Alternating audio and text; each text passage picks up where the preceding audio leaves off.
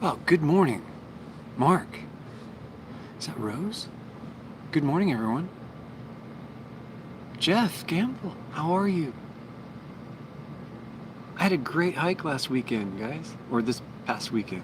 Not, I hate saying last weekend on a Monday because it makes it sound so long ago. Yesterday, I had a relaxing time. Got caught up a little bit. Well, I didn't really get caught up. I shouldn't say that. How's the sound, by the way?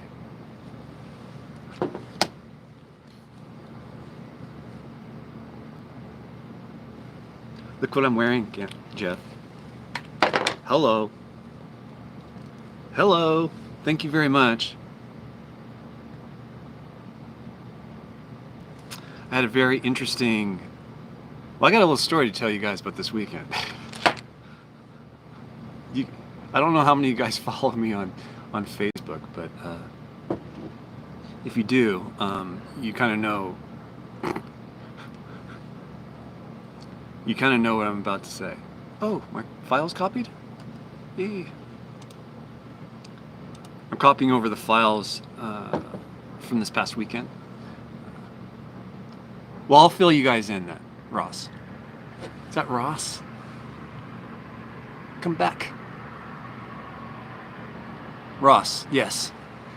Okay, so what happened this... Well, let me tell you a little bit about the hike to give it some perspective. It's a 25 miles off-road. It's about a little over 2 hours off-roading, and because you can't go very fast. Well, I certainly can. And by the time we got to camp, it was sunset, and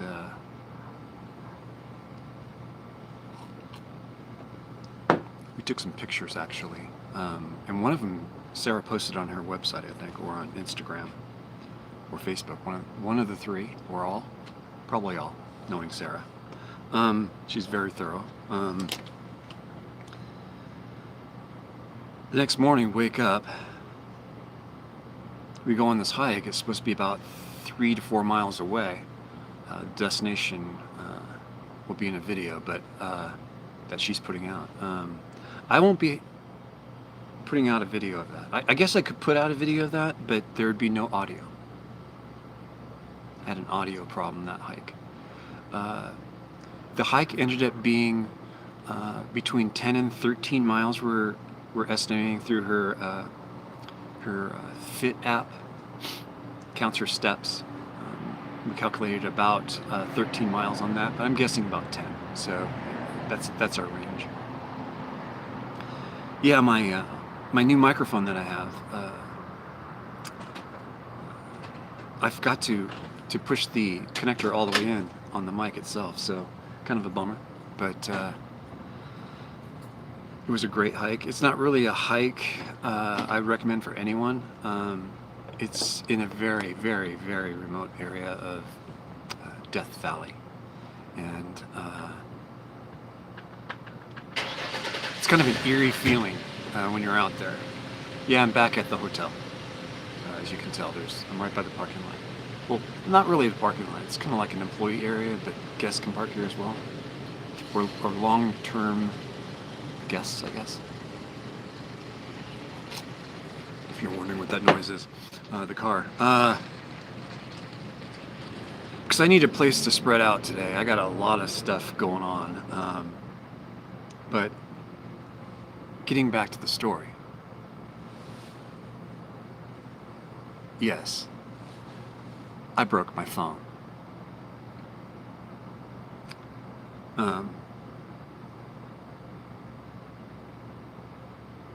Sad day today.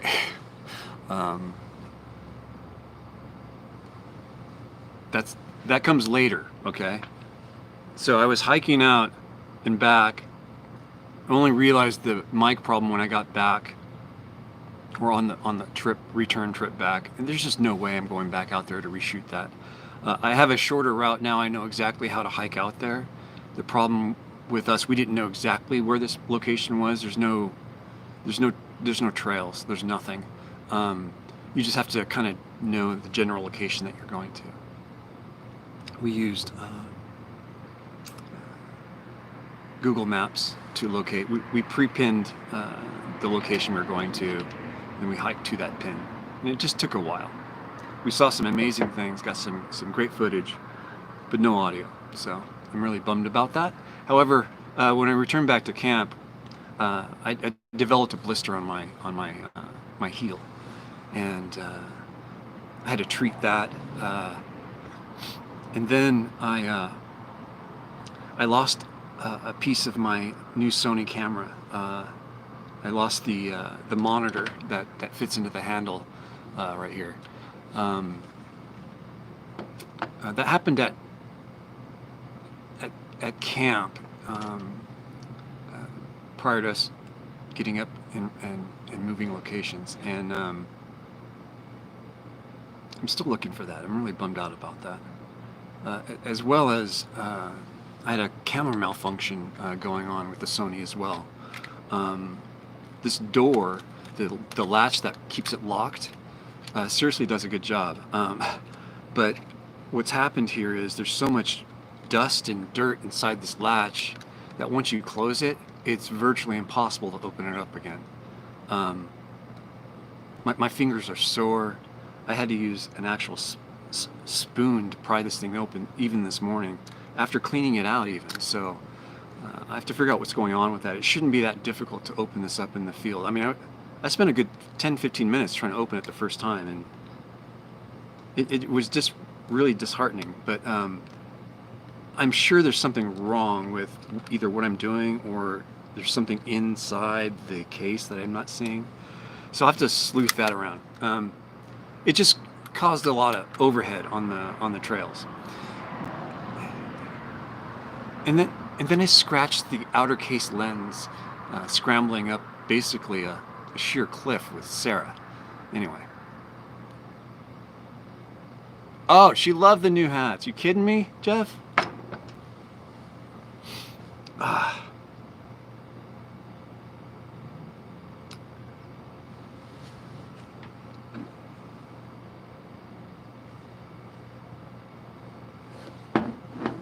Brief moment in time, I had a little distance from Holiday Inn. It's really sad. I'll have to re-up. I'll have to buy another phone. You know, and this is that time, this is one of those times when I was buying the phone and I did not get the insurance. Fuck, man.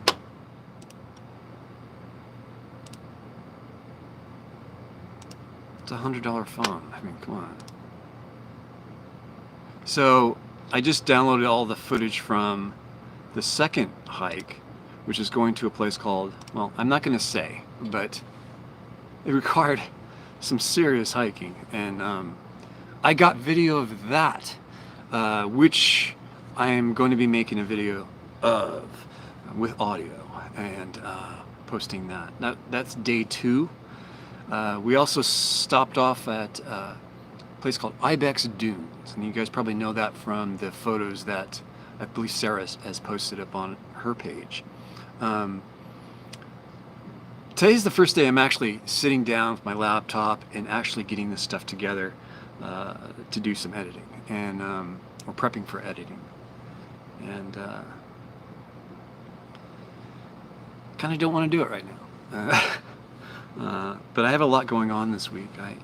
I'm speaking with the tourism board this week. I'm speaking with Bob Wells from Cheap RV Living this week, along with Sarah. And I think Sarah's interested in doing some more calendar photos, which she put on her Facebook just now. Good morning, Al.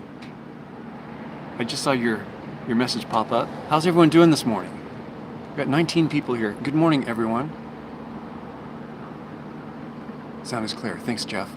I'm going back up for a second here. Okay, so we got everything there. Journeys with Julie's here.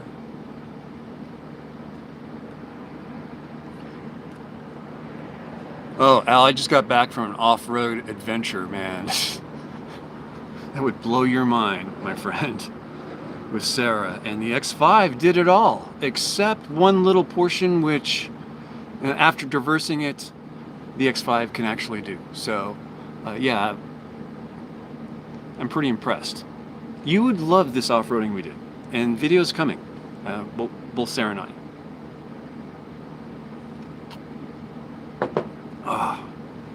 I got to use the hood-mounted camera mount for the Sony action camera. That'll be fun to see. We'll close this, close that. Debbie Wagstaff's here. China Ranch, does it exist?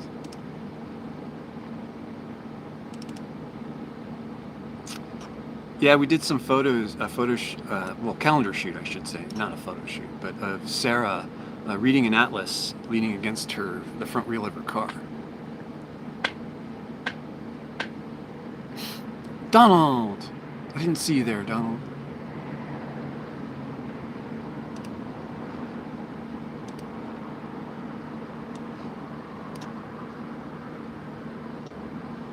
Where's that photo? Here we are. I'm sure I got a good one there.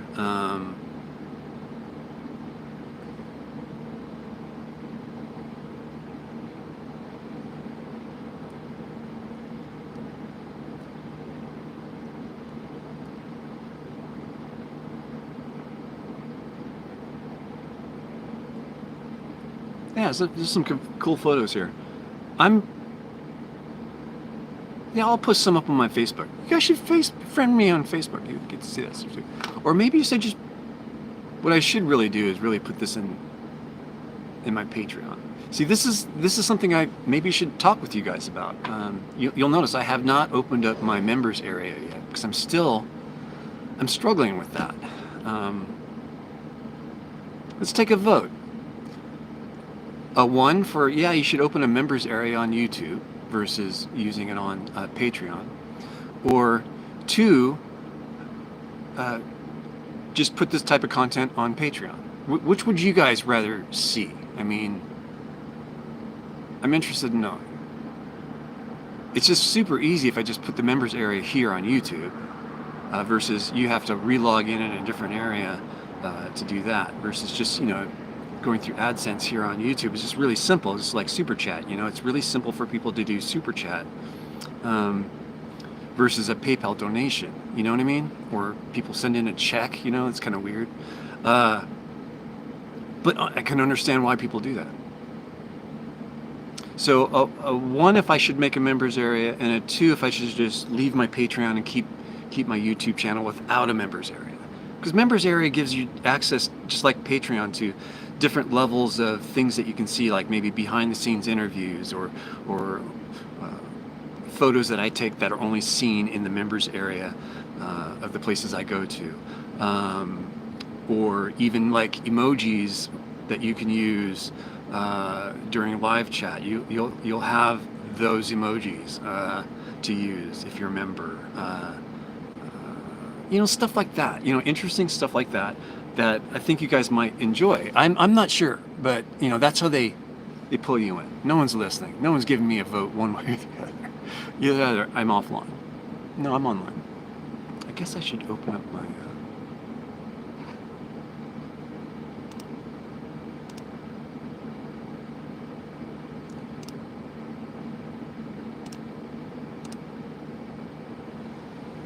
Man, I got some really good photos of Sarah. Holy shit.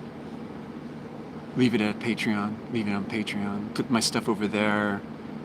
Good morning, Scott. Haven't seen you in a while. Welcome. I think I talked to Scott more, or converse with Scott more through comments through Facebook, stuff like that.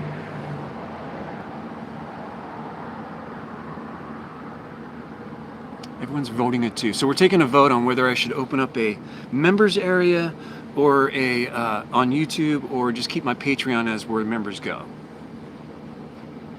Because I also plan to do a lot more live streaming on one of those two. I'm not sure which one, but it would make it super simple for me to just keep it all on YouTube. But I can also stream directly into Patreon from YouTube. But it still originates from YouTube, so there's that jump I have to make. But it's possible. I believe it's possible to do that.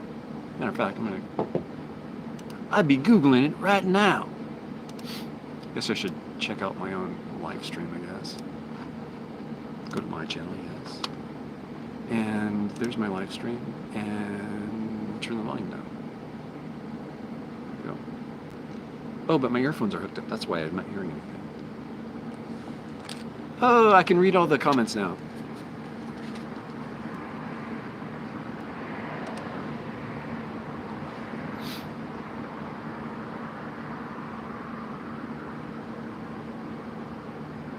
Yeah, and this got pretty well through. Sounds perfect to me. Sounds perfecto. Cable-free live TV is here. Shouldn't at least YouTube know that Larry's Nomadic doesn't have a TV set? Why would they be pushing this to me? I mean, they host my channel. You would think. No, I don't want something. What?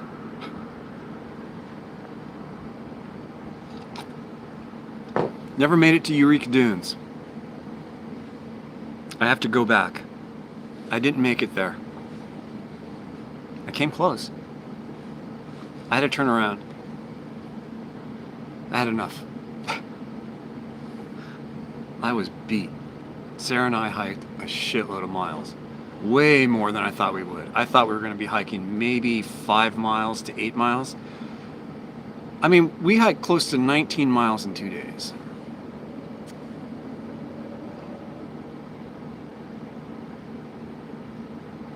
That's what I was thinking. It was me that was giving out. I have a blister on my heel. It's really, I need to take care of it, so I couldn't hike anymore. I was at my end. So yeah, a lot of things didn't go quite smooth as I wanted them to, or smoothly as I wanted them to on this hike or this adventure with Sarah, but I had a great time. I had an amazing time in the middle of nowhere with Sarah, Wonderhussy, and we got some great footage to share with everyone. Good morning, Cindy, Forrest Haggerty.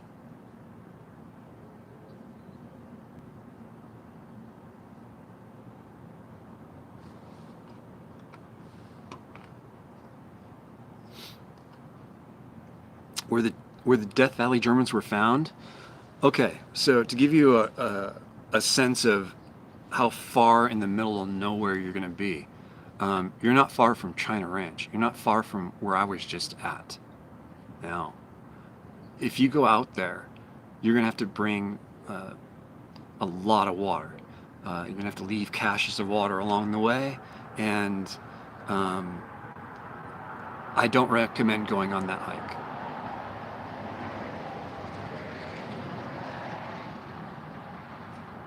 It's a scary ass hike. And it's hell getting back.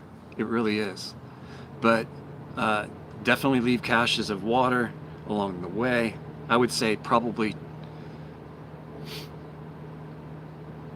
I don't know, I would put 2 caches of water out there along the way. How many miles? It's how many miles uphill you have to go to get back to your vehicle, because it's a wilderness area. You cannot drive out there. You would have to hike probably 2 days, something like that. I would give you 2 days to hike that to their destination. Then you have to come back, and it's all uphill coming back. There's no break and there's no shade, and it's really rocky. I'm thinking that, and I'm assuming a lot here. I'm assuming that someone broke their ankle. Yeah, it's a where Sarah and I turned around and came back. When we got to the vehicle, I was so exhausted. I felt like vomiting. It was one of those, you hit that brick wall and you just want to vomit. I don't know if you guys have ever had that before, but that's what happened when I got back to the car. I beat her by maybe 2 or 3 minutes to the car, and I was a wreck. no wonder why the Germans didn't turn around and go back. You're in sand, you know, in that wash, and going uphill in that, it's like you're going up a sand dune for a full day. It's I don't recommend the hike. I really don't. You have to be in incredible shape.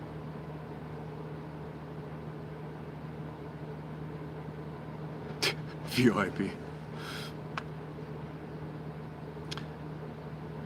I'm sorry. I don't want to throw any kind of like bad stuff on hiking out there. If you're a really good hiker, I can see you, or any good hiker doing it. I think I called it the Venus flytrap for hikers. The further in you get, the deeper in the hole you get, and it's harder to get out. Yes, the whole way it seems easier. It really does, but you're just going further in the middle of nowhere. Had they not, they made a split to the right. Excuse me, right. See, let me orient myself. So they were coming down. So they made a split to the south.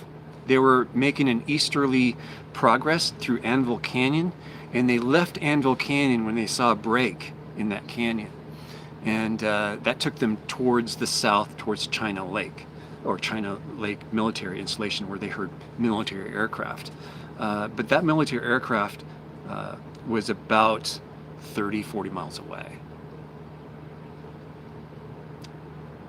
They would have died getting there. They were so far away from help at that point. And if someone broke an ankle because of the rocks that are out there, I'm shaking just thinking of them dying in the desert like that.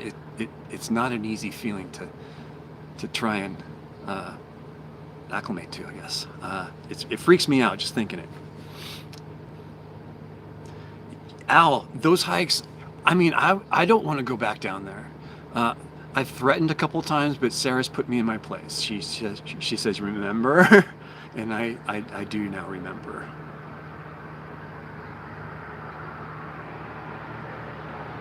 It would be great if you could go out there, but this is a wilderness area. You can definitely four-wheel right over that sign and go into the park, but there's nothing there. It's a big bluff in which the woman her remains were found fanned out because her remains were being scattered about by either the wildlife or water erosion or wind. They never found the kids' remains at all. They found the husband, his sunglasses, and some of his remains.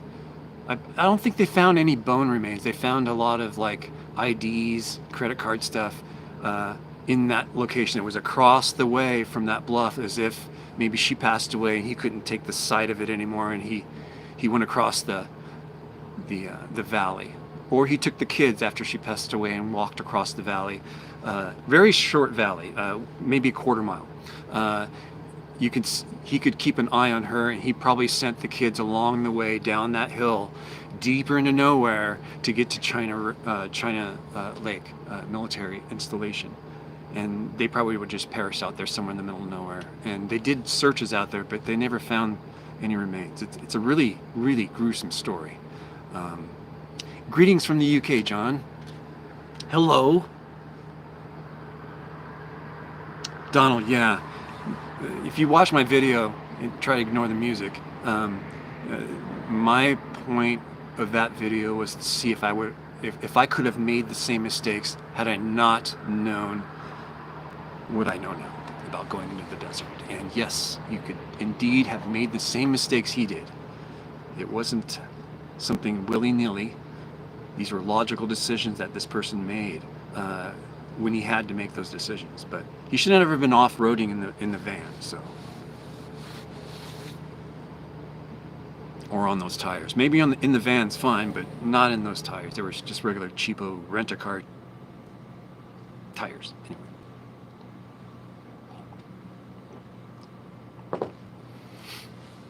Anywho, Forrest Haggerty, sorry, that I just went on a rant.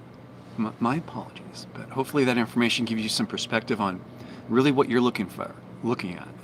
I'd rather climb Mount Potosi 10 times versus going down in that valley and coming back out again. That was fucked up. Yeah, be very careful. Take as much safety equipment and communication devices as you can. GPS locators, stuff like that, so you can send out help. Do it. Go to the geologist cabin, camp there, and that will be your base camp.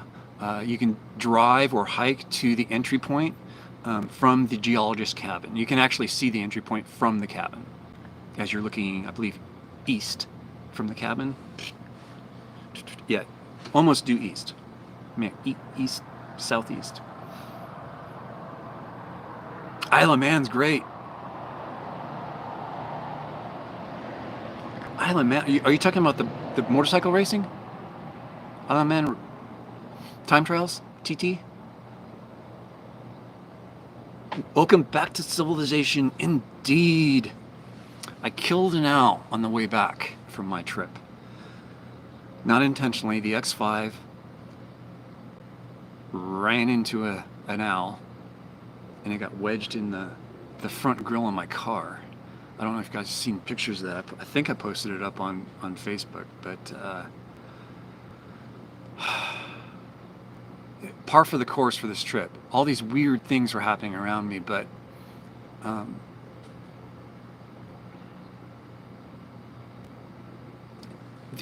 the owl, that got to me. That feels really sad.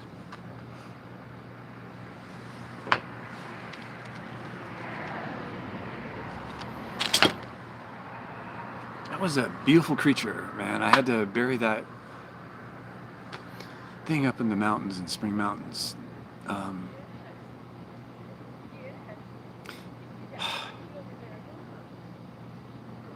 Probably just trying to go for a mouse or something and swooping across the highway I was on. And it went right into the car. So yeah, it was kind of weird.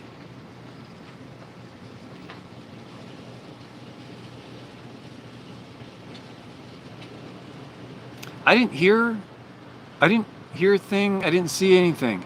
I felt a thump, like a. That's all I felt, and I thought, well, maybe it was just a rock, but I was on pavement. It was weird.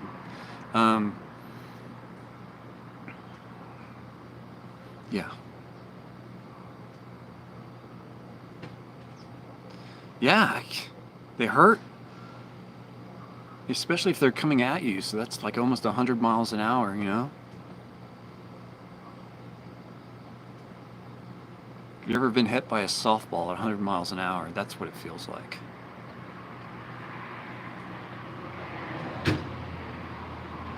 How do you accidentally kill an owl as a kid? Like shoot it by accident, like BB gun?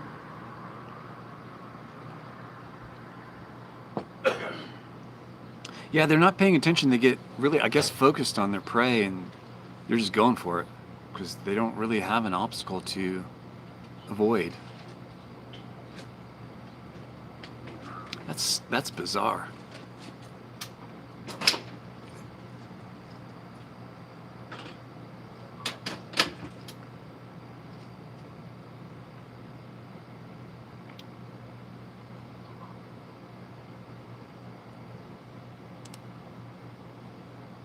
Why couldn't it have been a pigeon? You know? Or a turkey, you know? Why an owl?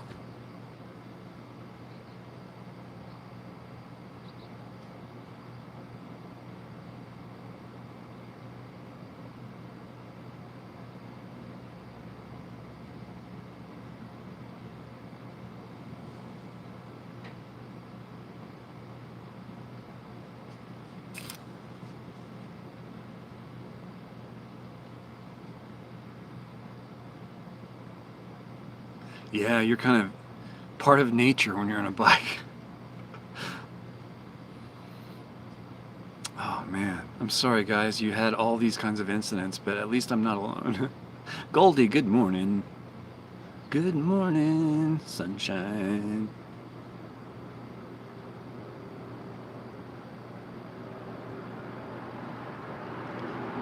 They're so...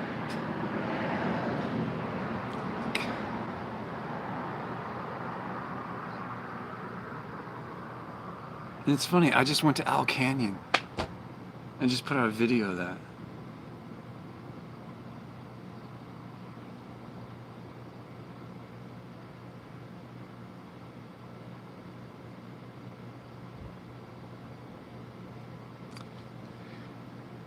I don't know why I get so emotional about an owl getting killed in the front of the car.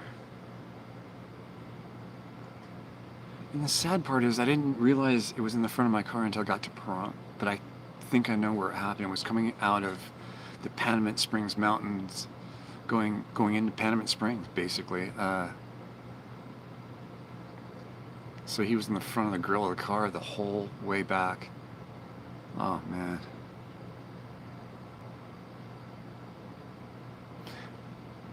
The sun is great today. I think that's great, isn't it? She was found, right? Alive?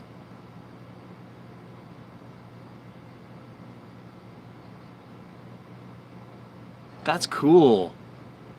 Right into the car? Rulene? That's badass.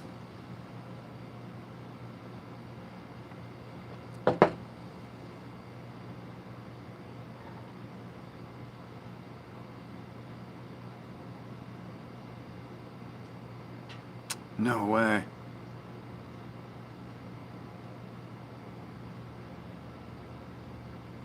Oh, that's gross, John.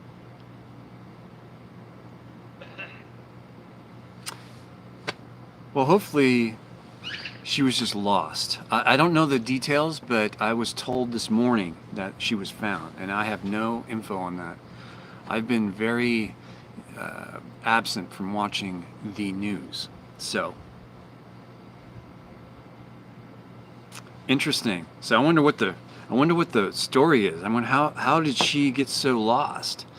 Experienced hikers should be able to tell just from the stars which direction they need to be going in. So interesting. And you have also at nighttime lights that you can try to navigate with. So yeah, I'm interested.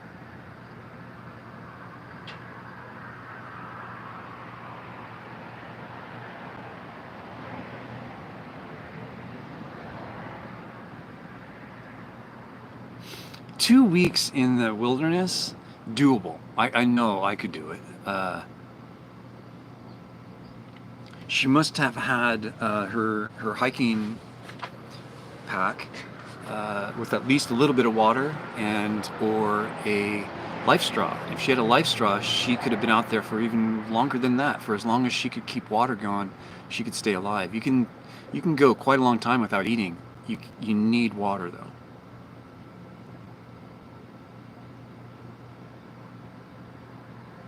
Oh, so it sounds like this was a planned outing, because there's no way it would be very hard for me to get lost like in a park like that. It'd be so difficult. Something would have to have happened to me for me to go missing in a park. I just know too much about how to navigate in the middle of nowhere. Especially in the open desert where you have very little landmarks to go by. You kind of have to figure it out. Yeah, 2 weeks. This was planned.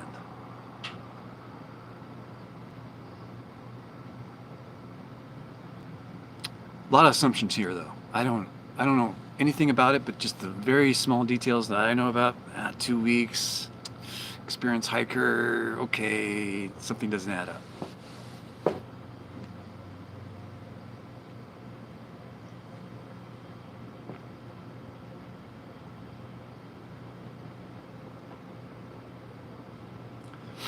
Best time to travel is at night in the desert, especially in the summertime. You want to be at your filming location or video location at sunrise. You don't want to be hiking there in the sunlight.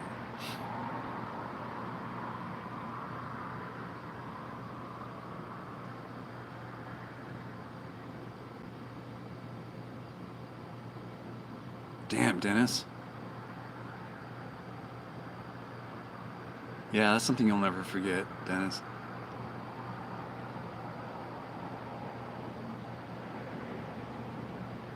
Oh, 2 cross, left cell phone in hotel is an odd one. Is that what she did? She left her cell phone in the hotel before she went on her trip?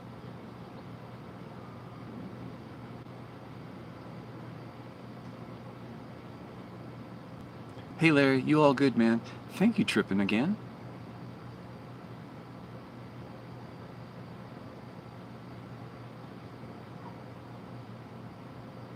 Well, unfamiliar with the area is fine.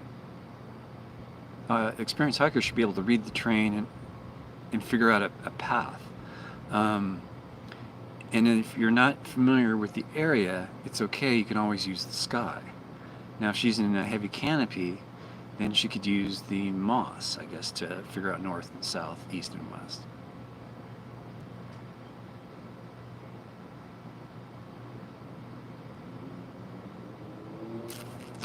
Yeah, I would expect an experienced hiker not to leave plans with the rangers because they're kind of big-headed.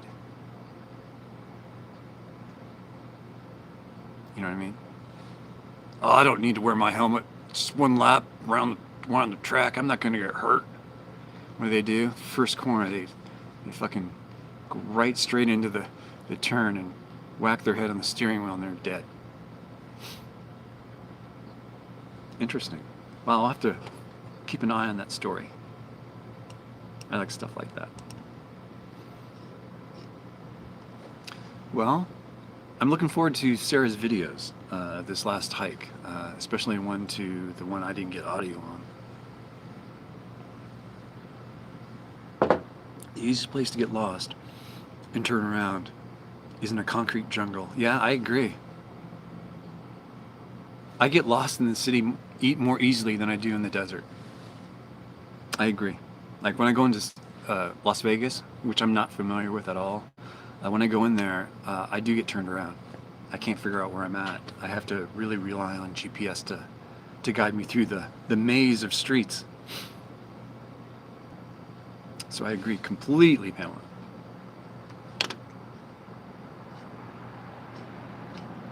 You do that in the Twin Cities?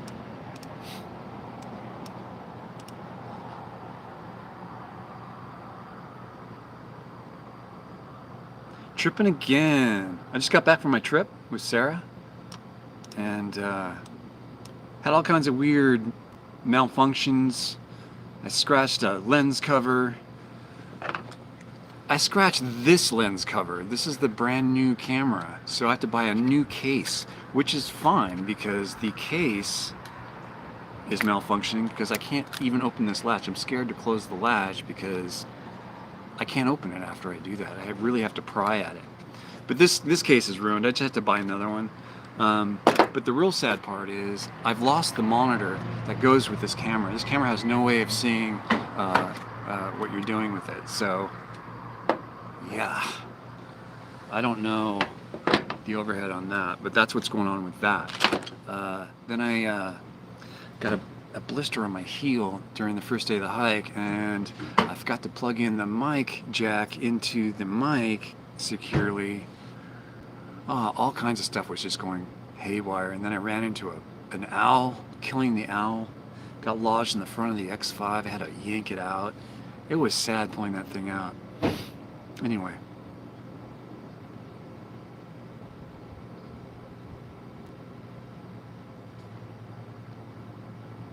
Yeah, all this BLM does make it easy to do this type of exploring safely.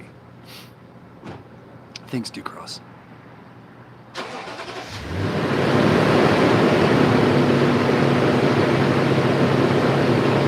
I think the jet airplane, which is called an American truck, is that right? I think it's a Tundra, just started up. Yeah, yeah. And I'm going to talk to you. I'm like,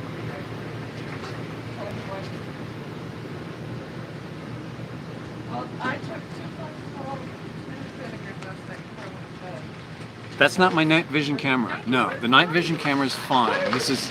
You This is my Sony action camera, and it's only the case. It's the case did its job. Let's put it that way. The case cover, right in the dead center, there's a scratch, like right in the middle. So bummed. But it's not my night vision. Night vision is fine. Night vision in the open desert with no moon, looking up at the sky is amazing. Being so far away from any kind of light pollution, looking up at the sky at night is already incredible. You use the night vision, you see twice as many stars. It's breathtaking what I was not seeing before, that I can see with the night vision.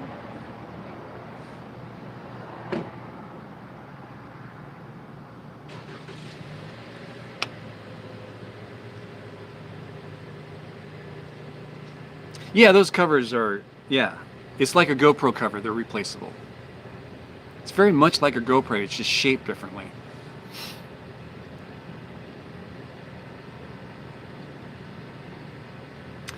Yeah, it's called Pamela, there is a product that helps, prevent scratches, and it's just not selling it to Larry.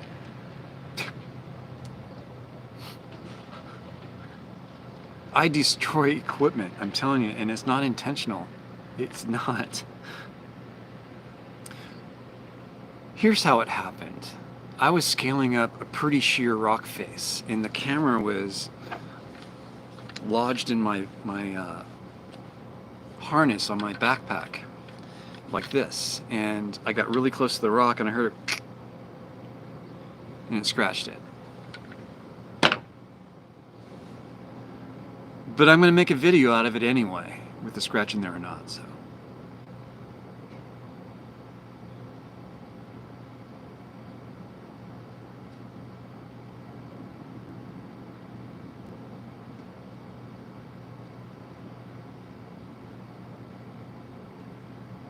That's funny, John. If you can't see where you're going, don't move. Stay put until you can see. That's my suggestion. But if you're in the woods or something, there's other ways to figure out north, south, east, and west. Adventure Van Man? Yeah, I know his I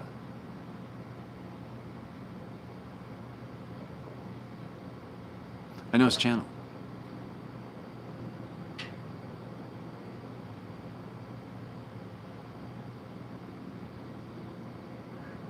Did you see? Maybe not. One second, I'll be right back. I'm gonna go to my YouTube channel real quick, see if I can pull up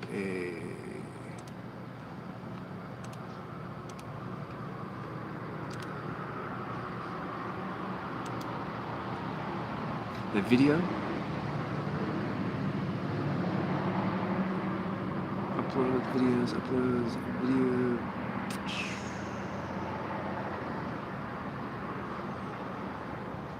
No. By the way, Sarah was on my live stream.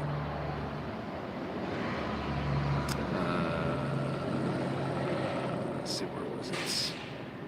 The last one I did. She was on that somewhere.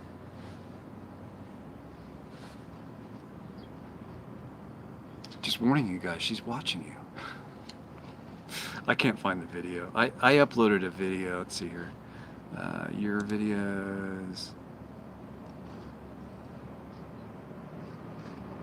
Okay, here it is. I have a night vision that I can share with you guys. Stop that. It's the same one I shared before in the other live stream. So you guys have watched that. I'll share it here on this.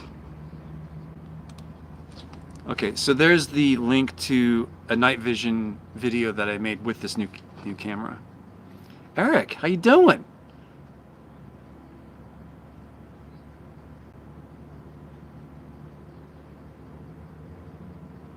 I can't say yet, Desert Runner. I'm doing a professional courtesy to Sarah to let her roll this out, because I had a really bad audio malfunction, human error on my side.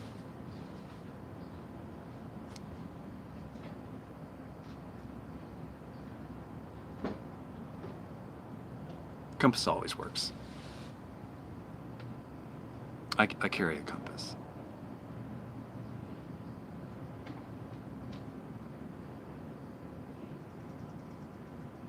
Oh, during the sugar beet harvest?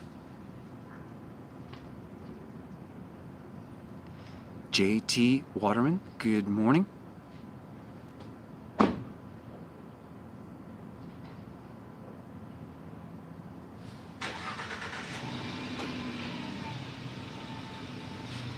Yeah, Sarah was on here. She's doing a live stream on Thursday, you guys know, right? You guys gonna be on that? She's doing it because she had a great time doing our live stream. So whoever is on that, we had a great time, and you should be thankful that we did that. Am I gonna be on it? No. I've always thought that she has like an alias she goes by, and I think she was on that live stream. She told me she was, so.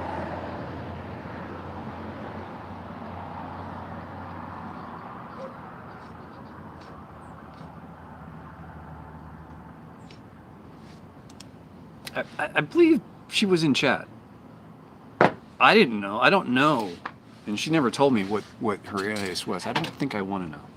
I'm going to make some more coffee.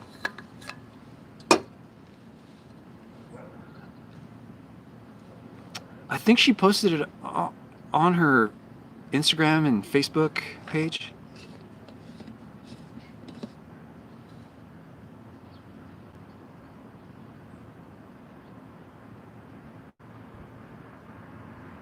What do you mean, Pamela? I don't understand the question then. Yeah, it's always good idea for more coffee. Piping hot water, too.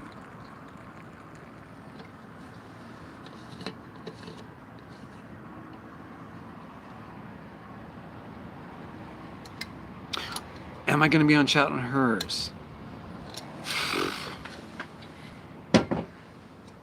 I don't think so. I talk to her all the time. I don't really have any questions for her.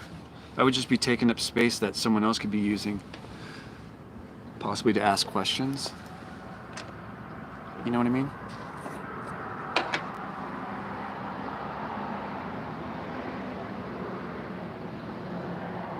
Tripping again. So did you watch the video? Is that why you're commenting like that? I thought it was a good little video I did. See the little Millennium Falcon.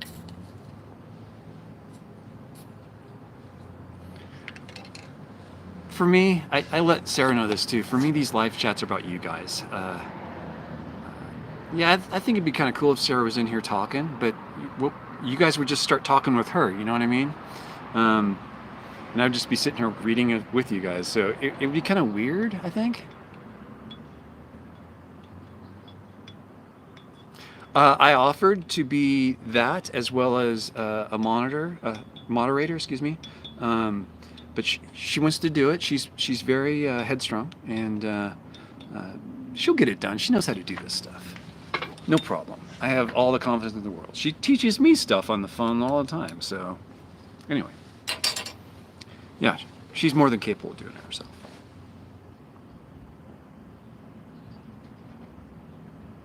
Oh, thanks, VOIP. Your live streams are a lot more personal and interesting, in my opinion. Incognito. It could be Pamela. Maybe Sarah is Pamela. Two Cross. I am not former military. However, I grew up in the military till about the age of 16.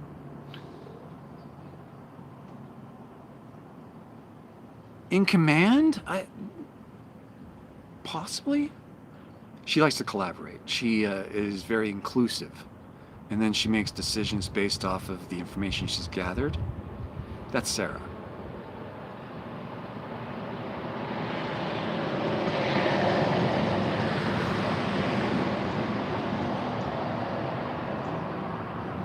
I don't know if she's playing dumb. She plays her cards right, if you ask me. I'm responding to Gibby here.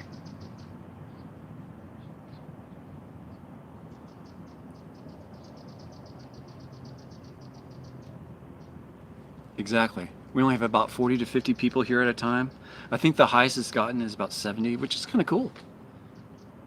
The X5 performed great. Even killed an owl. Tried getting me some food, I guess. She was frustrated after the one we were on. We limited it to an hour or just under an hour, and she was seriously concerned that she didn't get all the questions answered. So I wonder how she's going to deal with that on her own, you know what I mean? She saw how I did. I said, oh, time to go. Shut her down, you know? And I'm kind of like that. Once I say it's time to go, it's time to go. We start that process of shutting it down.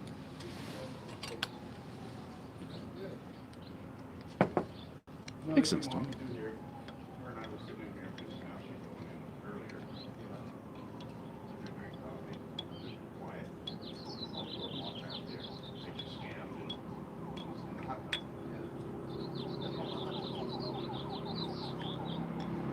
Anywho,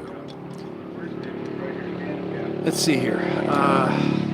So today is all about moving files around onto the laptop, making room on the laptop, and then pulling stuff off cards, off the Sony camera, off of all the cameras that I used. So, and that will be composed into either one or multiple videos. But that's why I'm here today.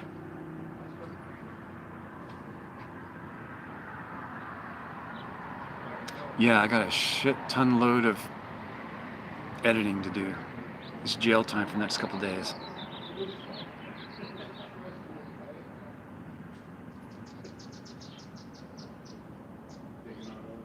I'll be right back, guys.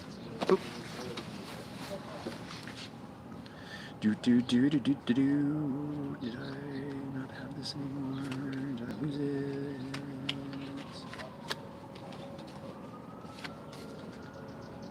Form factor. I lost it. I lost my card.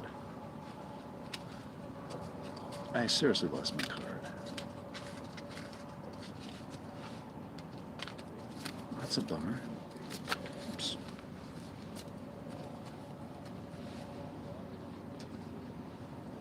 Okay. Can you guys stay guard of my stuff?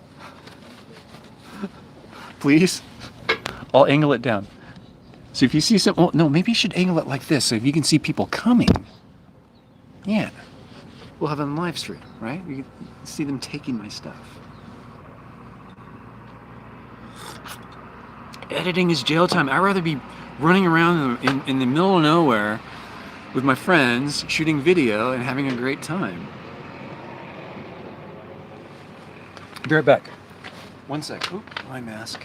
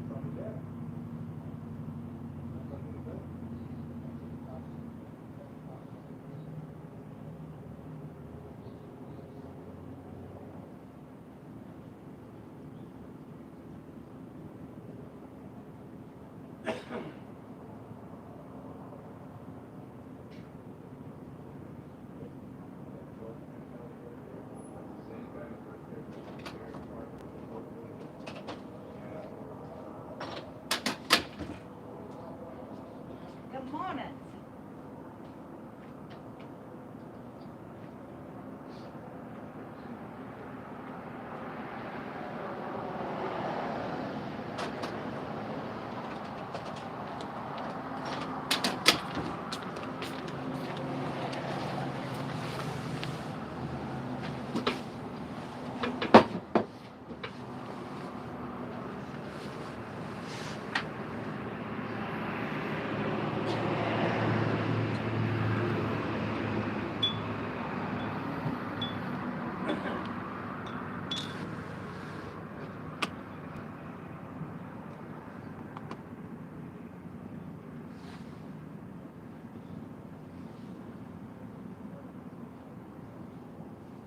I think you're right, JT.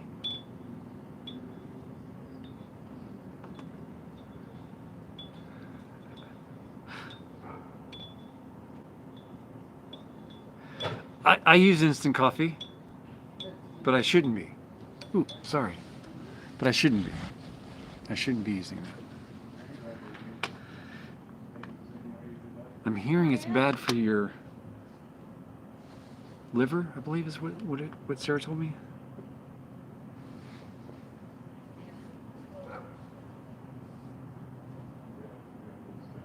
I am not sitting poolside. There's no pool in this location.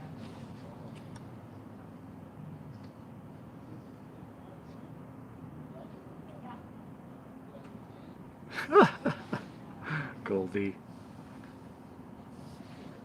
Ooh, that sounds good. Why do I have my mask on? I'm outside. I'm well away from people.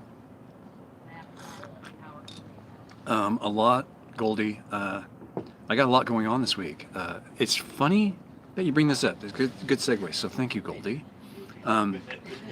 What's the plan for this week, boss? That would be I have an interview with the Prump Tourism, and then on Friday I have an interview with Bob Wells on the Cheap RV Living channel. So those two things are kind of exciting. I'm looking forward to that. Oh, Eric, thank you. Great picture of Wonderhussy reading the map. Yeah, we had planned to do calendar shoots here and there as needed, and I think one's happening later this week.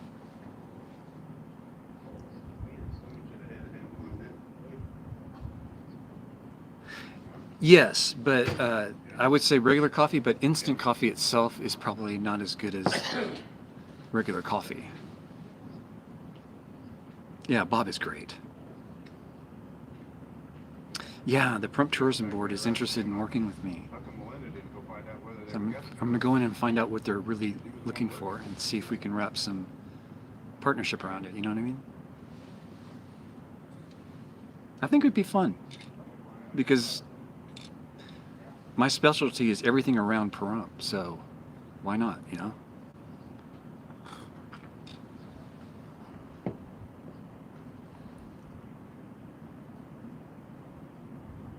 Not that wood ticks are frozen. That's funny, Pamela. Do you have a place in mind? Have you heard of something? Are you on a hunt, an explorer, to locate a waterfall?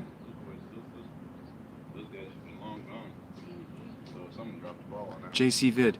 I have photos of Sarah. I didn't do any video of the photo shoot because we had about 20 minutes to get it all done. I guess between the two photo shoots I did with her, one is for the calendar, the other one was just for her to be on the dunes. Over 250 photos.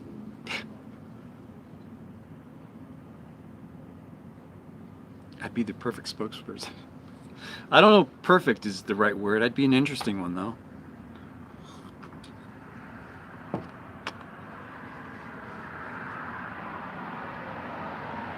I used to make coffee at camp with Pete's Coffee Grounds.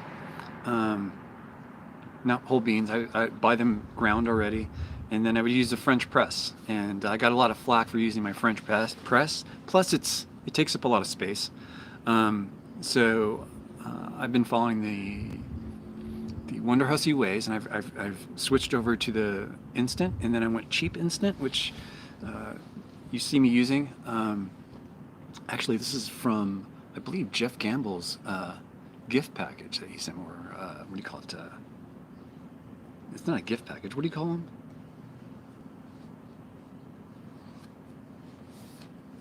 I don't know what you call these things. Sorry, but he sent me a package of a bunch of goodies, and this coffee's in it, and it's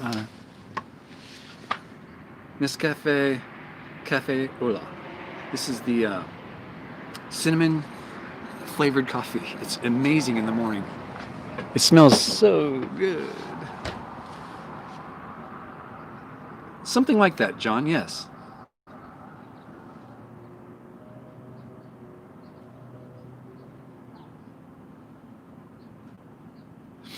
Well, I lost the monitor at camp prior to the long hike. I was charging the monitor inside the car off of the solar batteries, and we then, thank you for the thumbs down.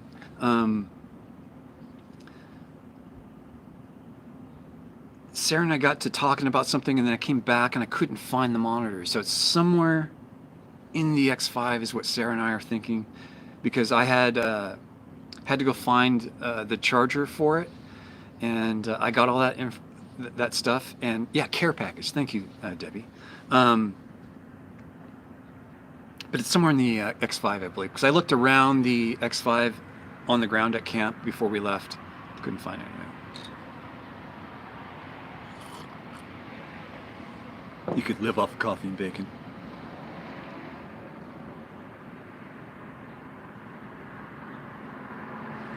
North to Wisconsin. That's clear across the United States, man. That's over 1,500 miles. As Sarah does, I don't travel out that far yet. It'd be fun to. I love Wisconsin. I used to do business quite a bit up there. Milwaukee area. All over Wisconsin, really. Because I dealt with a lot of direct mail houses out there, and I would go out there to do press checks. That's how I know cheese curds from Wisconsin. That's the first place I got introduced to those. Oh, I don't mind thumbs down. It's the same thing to the algorithm. It's a hop, skip, and a jump from Perun.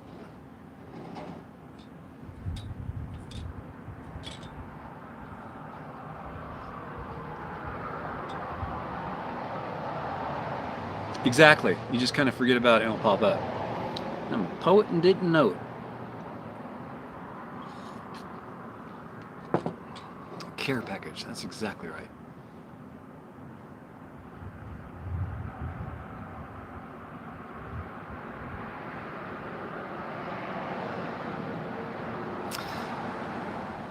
You ever make personalized hiking itineraries for people looking to visit Nevada? I have not.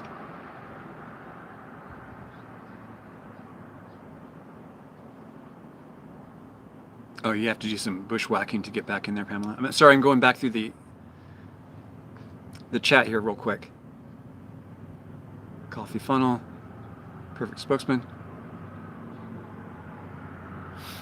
You use instant and recipes to make good things. JD. Okay, so you're in Milwaukee. I love Milwaukee.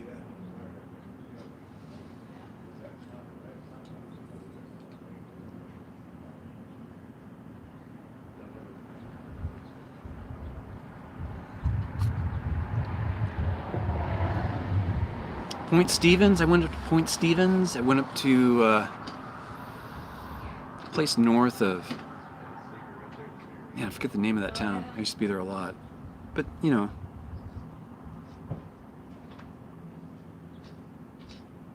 I looked under the bed. I haven't pulled the bed out yet, but I'm going to do that in the next couple days.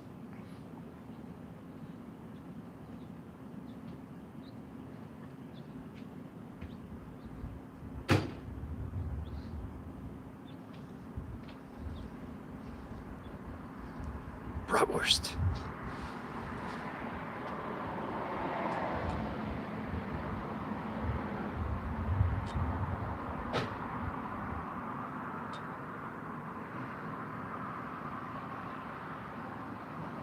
That's what happens, John. As soon as I buy a replacement one, all of a sudden I have two. That's what will happen.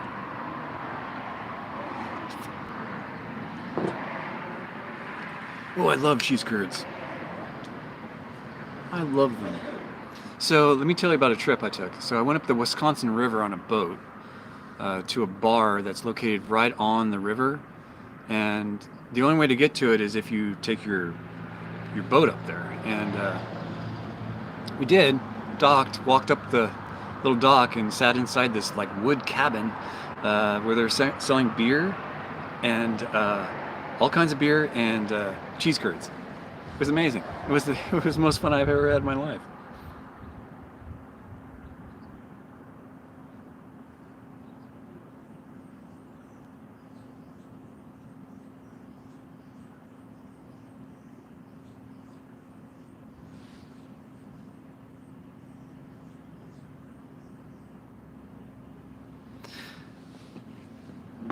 I dropped this in water. I killed my phone. I can't read anything on it. It turns on. The cameras don't work. Heartbroken, but it's not my expensive phone. This is a cheap $150 phone. The camera that I'm using now, that's my $800 smartphone.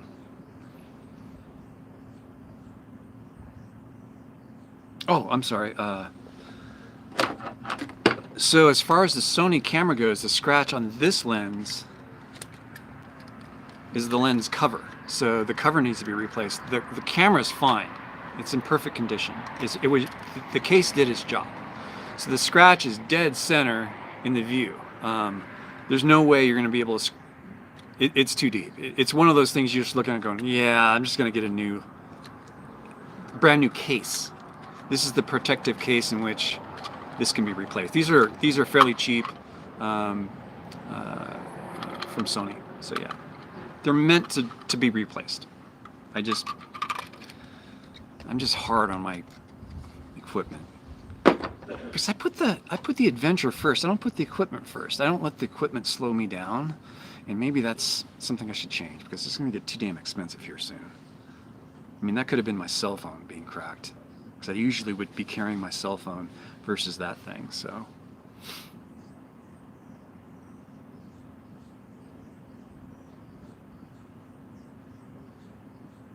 JT Waterman, I did not put my phone in rice. I'm in a pretty arid area. I mean, if I sneeze and I put snot on this table, it'll be dry in about a minute. It'll be powder. I'm exaggerating, but you know what I mean.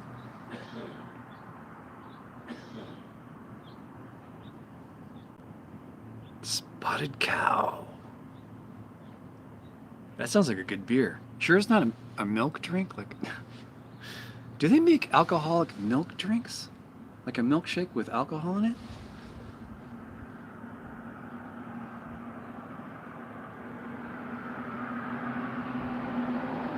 Yeah, I looked in all the usual crevices that it could have fallen into, but the thing's thin and it's black.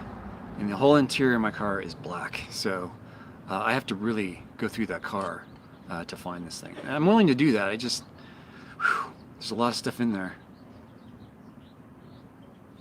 White Russians?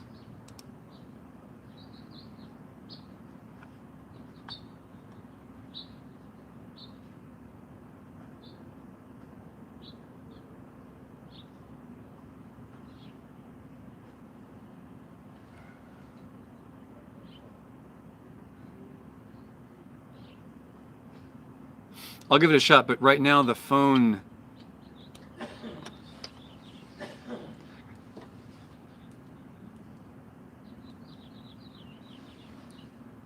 You can't, it doesn't... It's gone. I'm sad.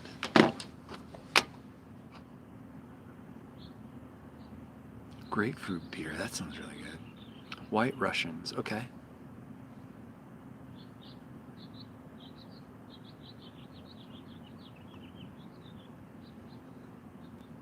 It's your phone.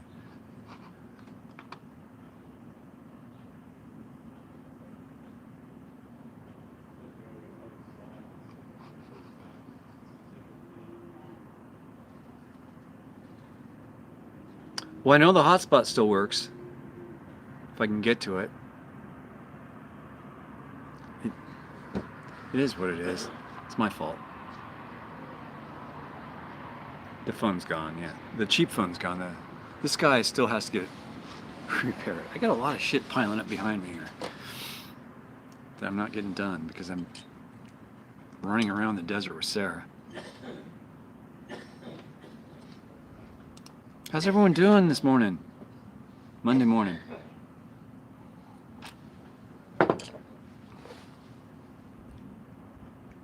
Oh,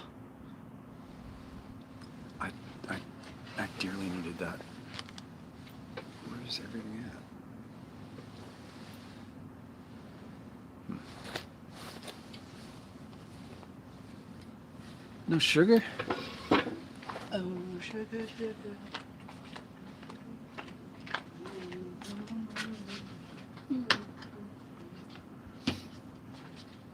I'll just use more creamer.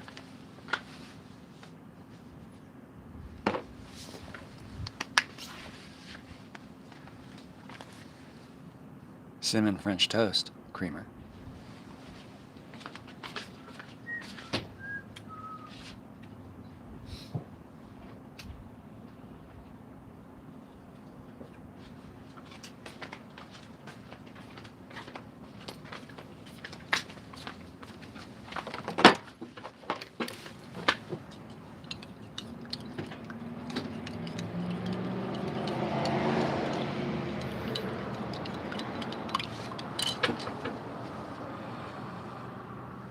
I think it's supposed to get into the 90s today. And good morning, everyone. If you're just tuning in. Yeah, Gibby. Much like you, I have to do office time, jail time. San Antonio.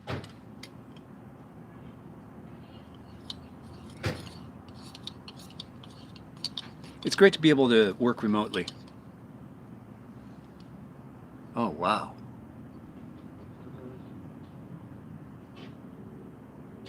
Oh, wow. I cannot see what's going on my other phone now. Oh, wait, it's starting to come back. What is wrong here?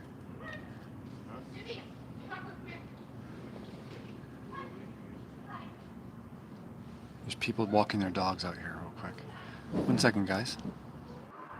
Okay, I'm back. My monitor's back as well. Okay.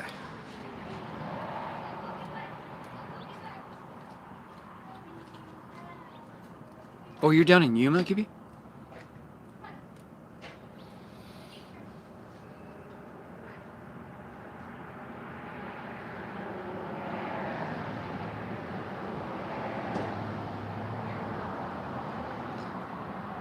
You don't traipse in the woods? Oh, Lyme disease is bad. You know, World War II history hunter, I believe, is battling that, so yikes. It's scary what it does to you. Tripping again? I've been listening to, do you know who Starfucker is? I've been listening to them. Golden Light, I think is the name of the song that I really like from them. I'm a photographer, so Golden Light's important to me, but the song's about something completely different.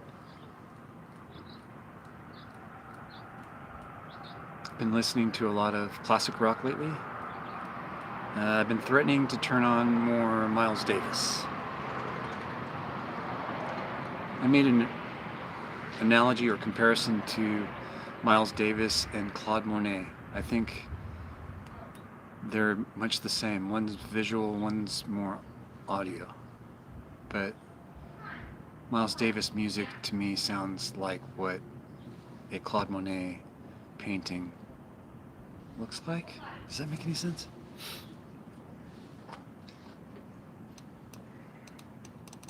I'm a dork. Don't listen to me on that.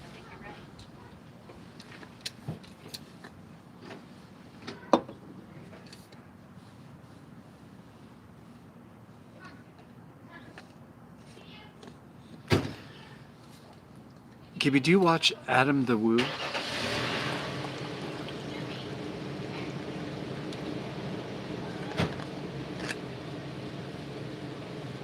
He did a video where he went to a movie set location for that John Wayne did, like a movie set for a John Wayne movie in Texas somewhere. And I'm interested in seeing that. I don't know if you guys know what I'm talking about. If everyone knows what I'm talking about, that's...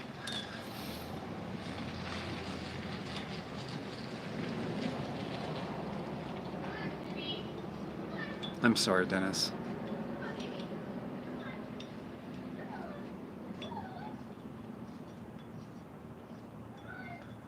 Cole, you can use any photograph on my page you want, as long as it's not for commercial use. I do not mind. And you see Sarah giving me like credits on, I guess they're on her photos that I took. I don't even require that. So yeah, feel free, Goldie.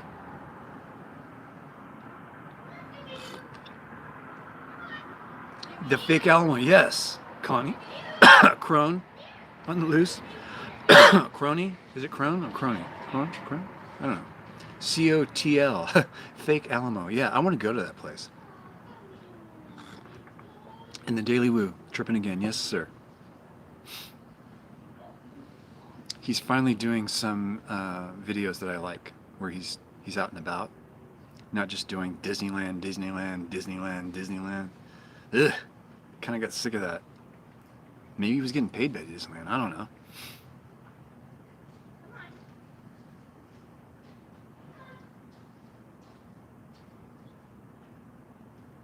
Taco? No. 15-year-old. Really? Pam?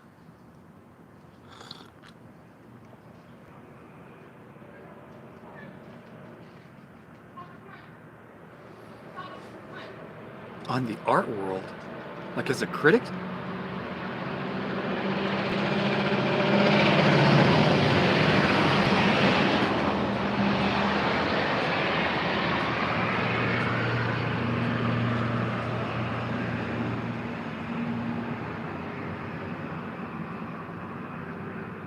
Hey, John.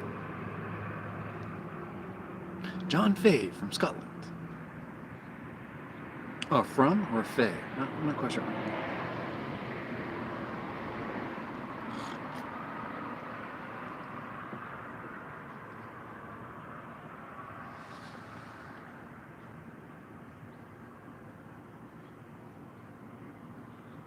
Maybe she's 16 now. That's funny.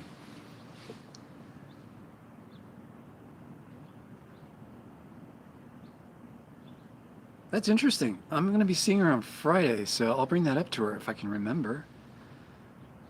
You know, she reads her emails. So if you email her at wonderhussy@gmail.com, she reads those emails.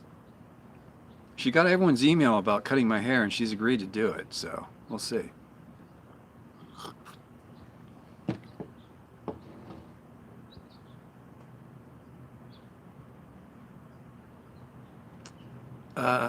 I have not. I have not. I've only done one in Arizona, and that was at the Pima Air Museum at the beginning of my trip. Catch you later, Al. By the way, Al has an amazing Ford 4x4. That's a serious rig.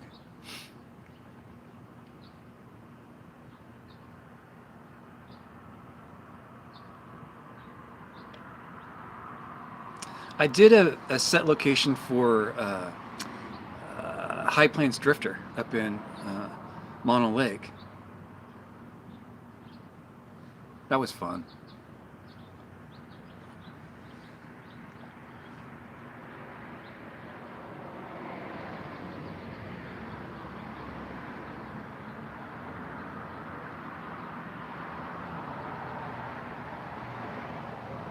Yeah, she reads all her emails. She doesn't necessarily respond to all of them, but she gets to them.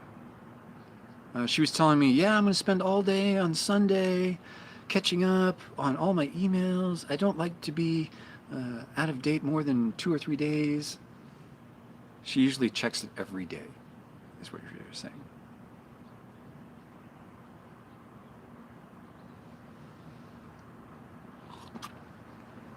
I've got all the emails too, but nowhere on the scale that she does. I don't know how she does it. It's too much for me at this level, so.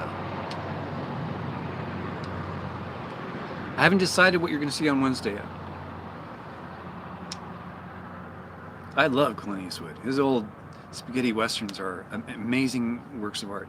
Matter of fact, I was looking at a old western last night, and they did this really cool transition of all things. It was like this shot of these people getting ready for some kind of like Indian gun down kind of thing, where the Indians were rushing at the fort, and they all start shooting. Well, they were all getting ready, right? And they're getting all the ammo loaded up, and then you see this camera just do this kind of pan really fast, and that was the blend to the next scene where they're actually showing the Indians running towards the fort. I was like, what did they just do there? It was really cool. Sorry, little bit of a rant.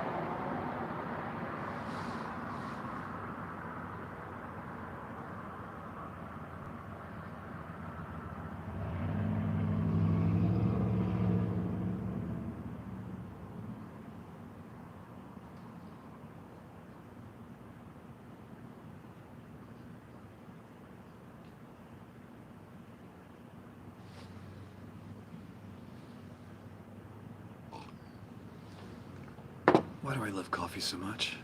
Seriously. I love coffee. Day just does not go well if I do not have that. What? Rita's here? Hey, Rita! Rita! How's Rita doing? Oh, we haven't taken... Sorry, Rita. We're going to take your... Wait, can we? Remove moderator. Let me know if you need to post any more links, Rita. I'm happy to do that for you.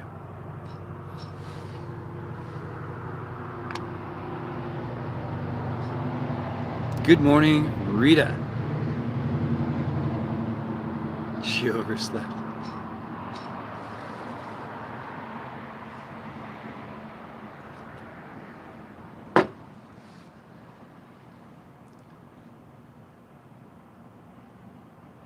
Too much responsibility. It was just for you to put up that link, because otherwise you can't put links unless you're a moderator. And I think... Well, if you need another one, just let me know. We can re-bandage that up.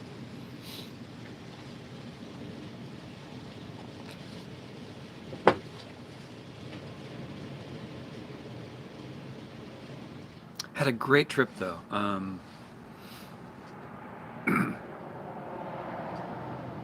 Say hello to the Owl Killer. Indeed. Actually, it was the X5. That wasn't me. I was hidden within.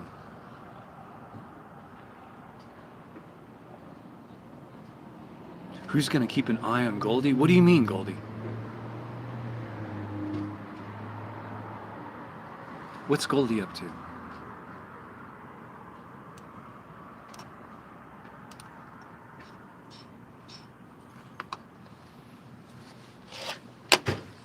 I should have a meetup, huh?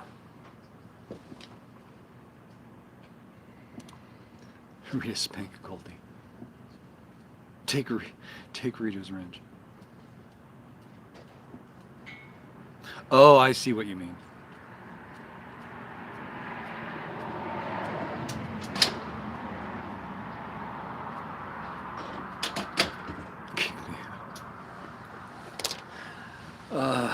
Yeah, I felt really bad about the owl. I still feel bad.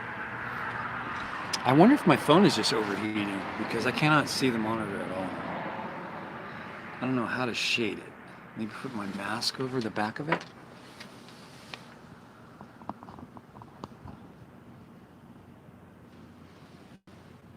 It's actually sitting in the that's pretty good. Let's see if that works for a while.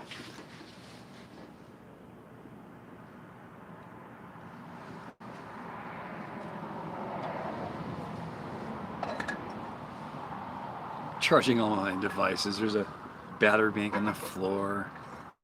I've basically taken over this little section of real estate for the outlet, the one outlet that's out here. Are we all there? Sorry, guys. I was just talking about my battery bank and then we went on autopilot. I don't know, my connection's still there. Nothing happened there. I think that was a serious just disconnect from the internet. Let's see if I can refresh this.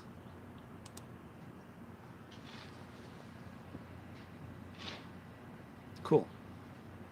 Sorry about that. Gives a reason why people can just exit now. So we're down to about 20, 30 people. That's good.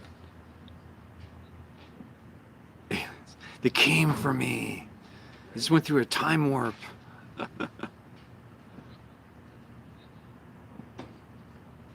Yeah, sorry about that, guys. I'm on the Holiday Inn Wi-Fi, and thank you, Holiday Inn, by the way, for your wonderful gift of Wi-Fi and pool. Larry's frozen. I've got pretty good reception right now, so it must be connectivity between here and their ISP here. I don't know. But my video on the screen seems to be jerky, so.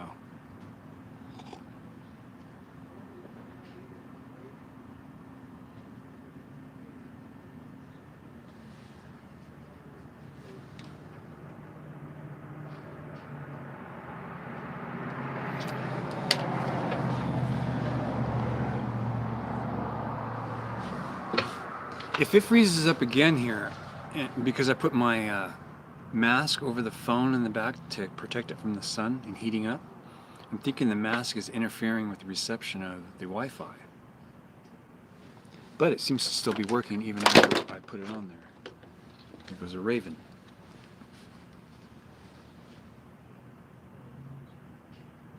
Yes, something's definitely happening.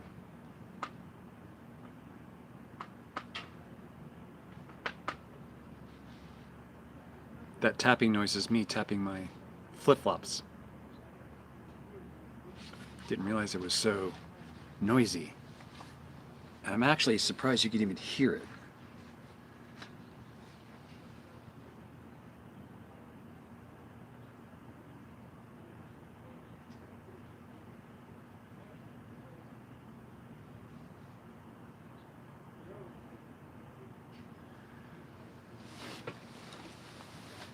From where, Barry?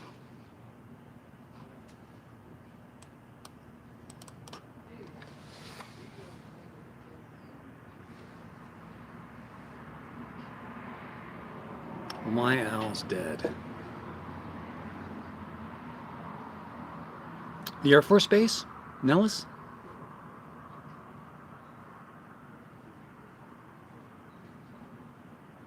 Or military base? I'm not sure if it's Air Force, but some kind of military installation? Near the base, okay. Coolio. It's a beautiful day out here.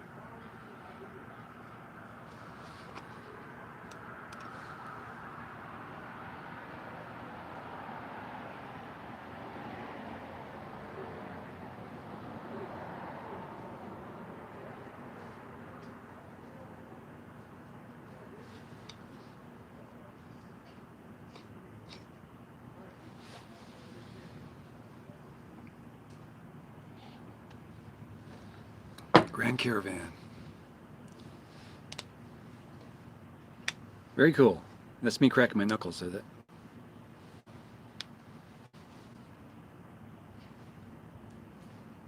It's not necessarily a nervous habit, I just do it all the time. Or I don't have to. Man, I can't believe how much this mic picks up. It's almost too much. But I can always taper it back. But man, the thing is sensitive.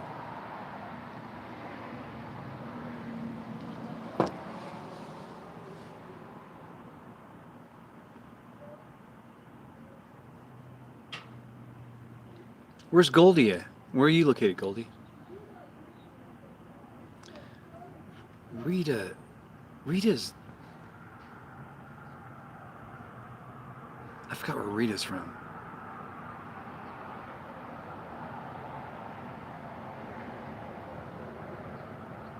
Tripping again? You're in the UK? It's cloudy?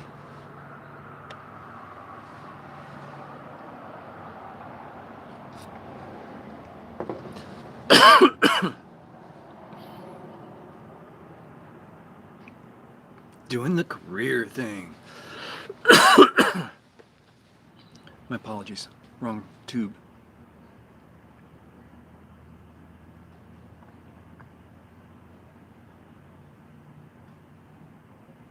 Is that where Rita's at? Near Yermo? Oh, she's going to your... I see. I'm catching up here.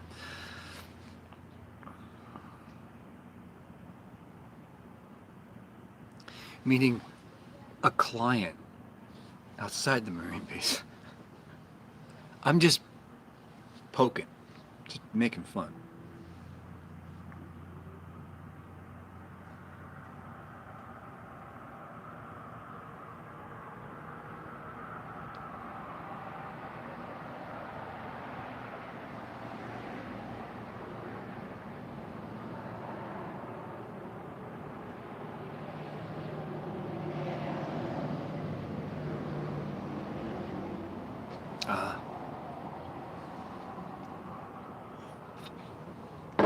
I am a brat. I'm a total dork, too.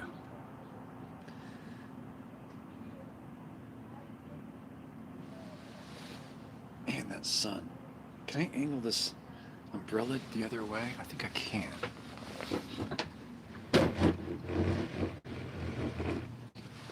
Try to tip that sucker down as much as possible. And still, it's about...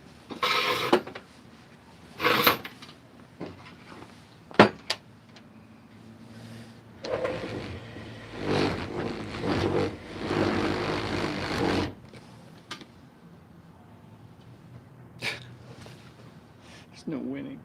There's just no winning.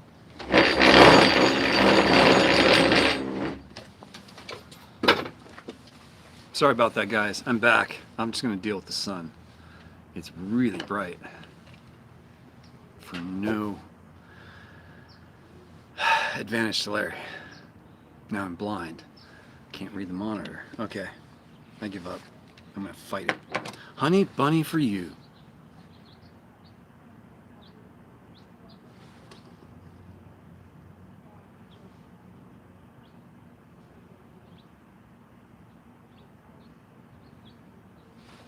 Research.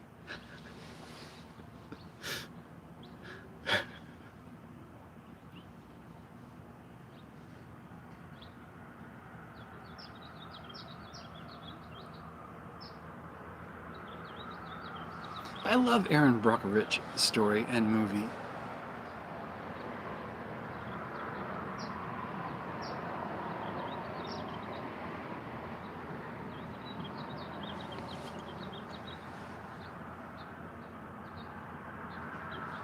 I'm just making fun, Rita. Pay no attention to me.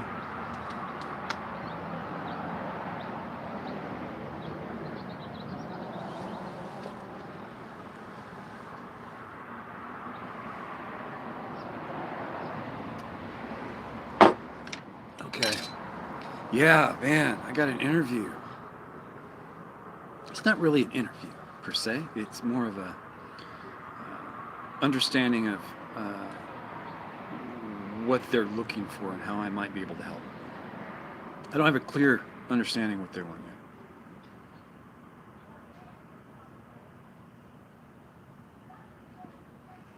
yet.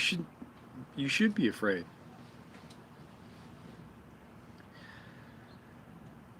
And nothing's changed with corporations. The bigger they are, the more they get away with. That movie just kind of brings it to light, but it's still there today. Corporations are abusing the workforce. They found ways to do it legally. I got out of that mess.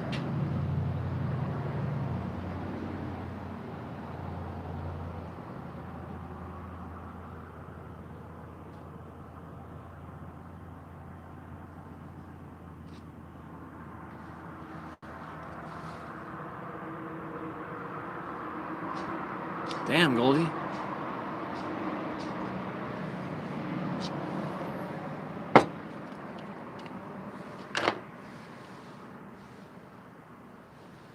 Yes, I'm gonna have another coffee, god damn it.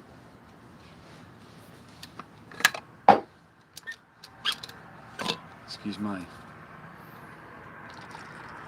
language. It's not meant to do any harm. I'm not a religious person.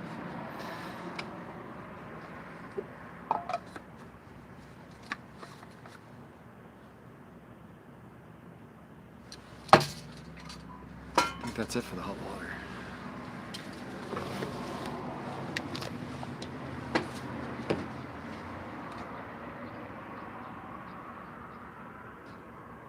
Well, you have to travel a lot for work in your line of work.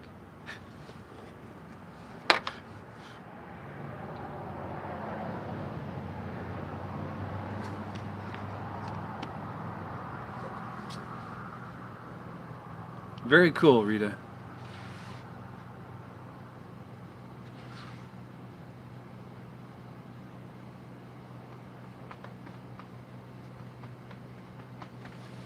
Well, Rita sounds like she's in the right line of work. Indeedy.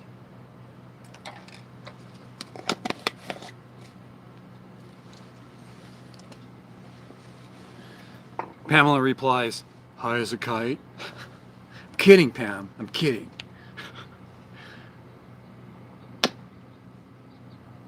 Doug DeMuro. No, I do not. Tripping again. I don't want to say tripping again. I want to say tripping.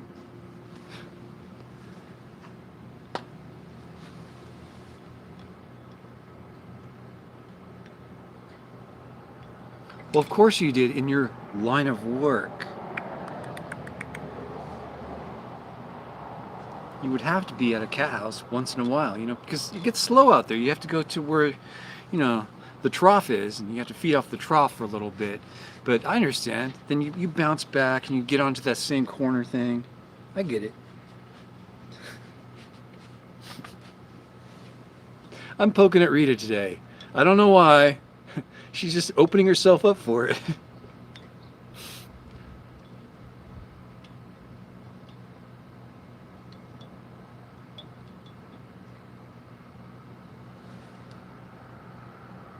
Every 2 to 3 years, our family would move to a different air base. So I'm used to moving around.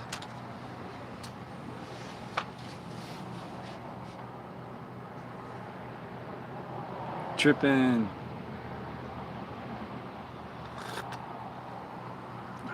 Yeah, Rita sounds like she has the job, man.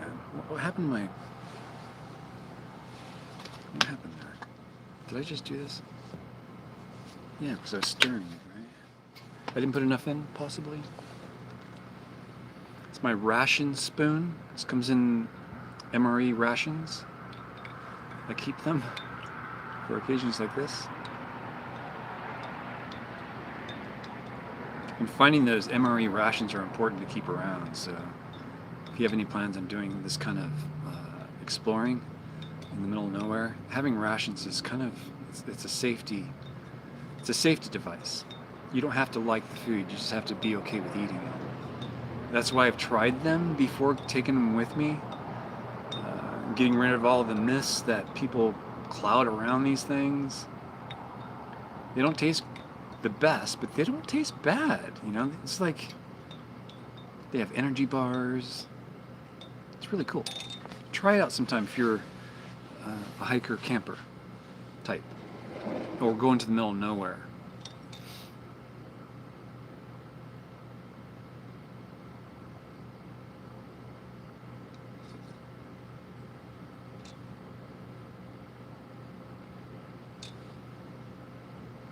Dang.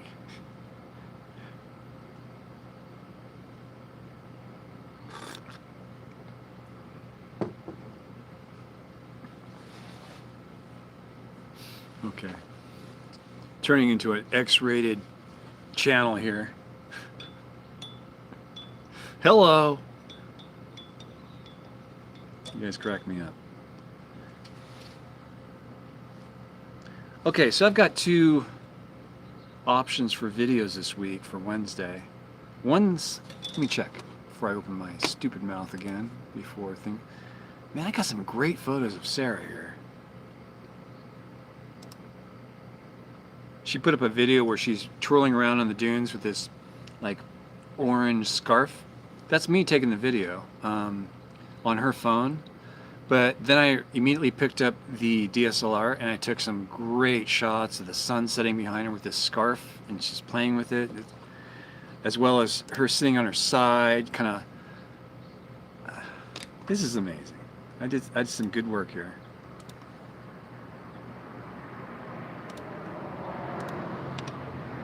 Some need work, but we can squeeze some out of this.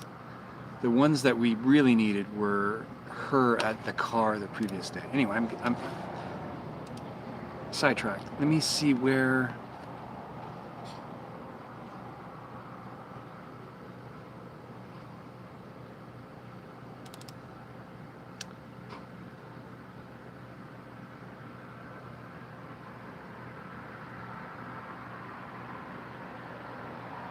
Okay, so I've got a video called Darwin Falls Hike. Okay, this is the hike to Darwin Falls, and it's actually the lower level of Darwin Falls. It's not the upper. There's two levels to it. So if you go out there, don't try to get to the upper one. You're gonna have to be a pretty good climber, and we're talking extreme height issues. I got a little worried about getting too close to the edge. So. Thanks, Gabby. So I think everyone voted that I keep everything in Patreon. I think we can all agree that that would be the easiest work for Larry. It's already set up. And if you guys would like to support this, I am looking for Patreon memberships, new Patreon members all the time. You can join for $1 a month. It's a subscription-based site in which a bunch of $1 equal a pretty good support for the channel. Right now I'm getting about $180 a month that I can use towards gas, food, fuel for the oven kind of thing, all my supplies. That's where that goes, but that's not a lot of money.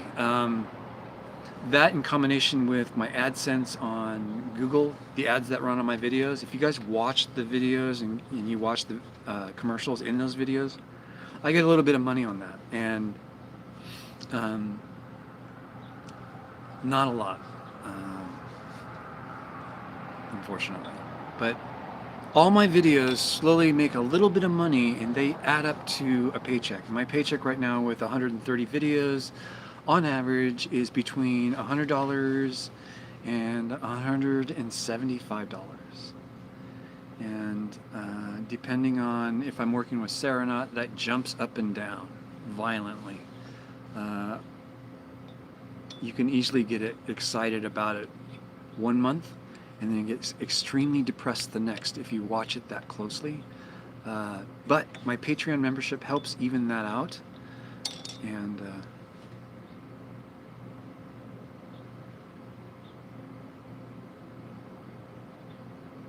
I scratched a lens case, yeah. I did damage this past outing. I'm not too proud to say that, but I'm not secret about this stuff. This is real world issues going on here when you're doing this kind of work. I don't know what to say. It's part of the territory. Roll with the punches kind of thing.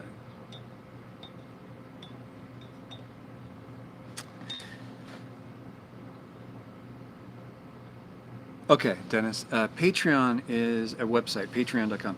In the details below, you'll see a link to Patreon where you can go and sign up for Patreon on my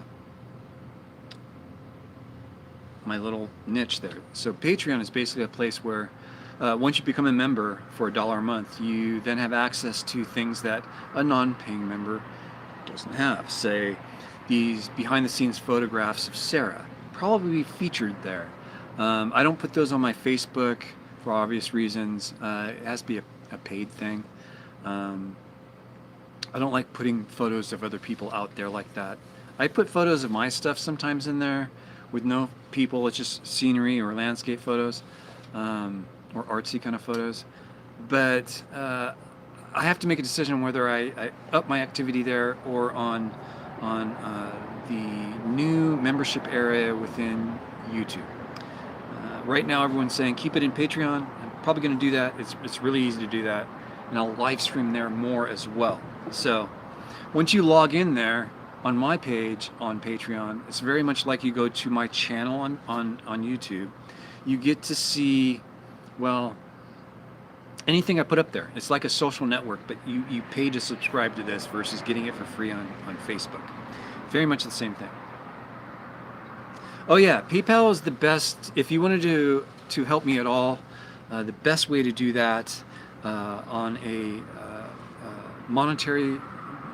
money level. The fastest way for you to help me is that way, is PayPal. It goes directly to my PayPal account. There's a slight fee there, but it beats going through AdSense and then into my account, because then I get AdSense actually dings me a lot more. So, but yeah.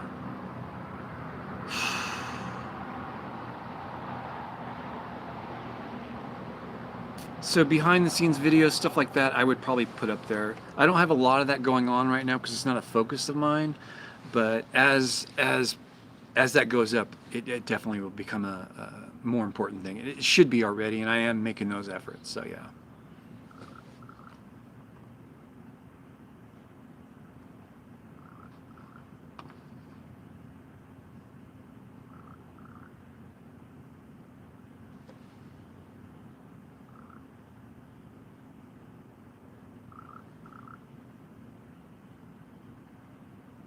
Up near which base? Fort Irwin? No.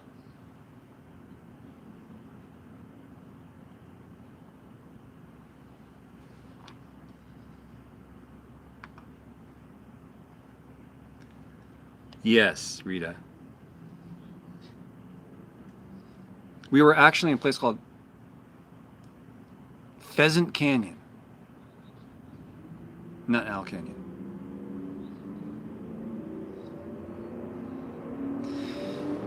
Dennis, is it a subscription exclusive to each individual channel? That was a Ford Raptor, hauling ass.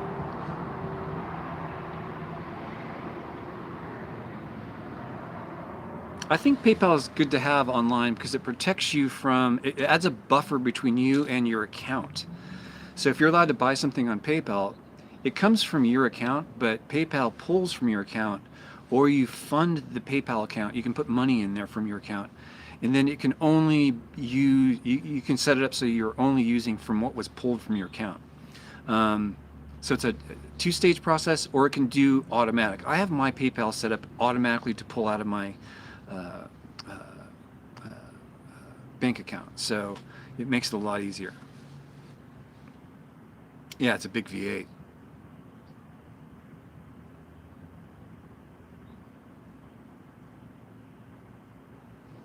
Well, I'm a very small channel, Goldie. I'm looking for I'm looking for more members, and the best way to do that is keep my membership down to that. I love PayPal. It does add a security feature there, and I like that. And I get alerts all the time on my PayPal activity, and I really appreciate that. And PayPal doesn't send you emails; they only send you alerts. So beware if you do sign up for an account on PayPal, and you get something in your inbox saying, "Oh, please please click here," and if you find any of that shit, they don't send that. Okay, if you get something wrong, you deal with it, or you call in. They don't reach out. I like that. That's a security feature all in itself.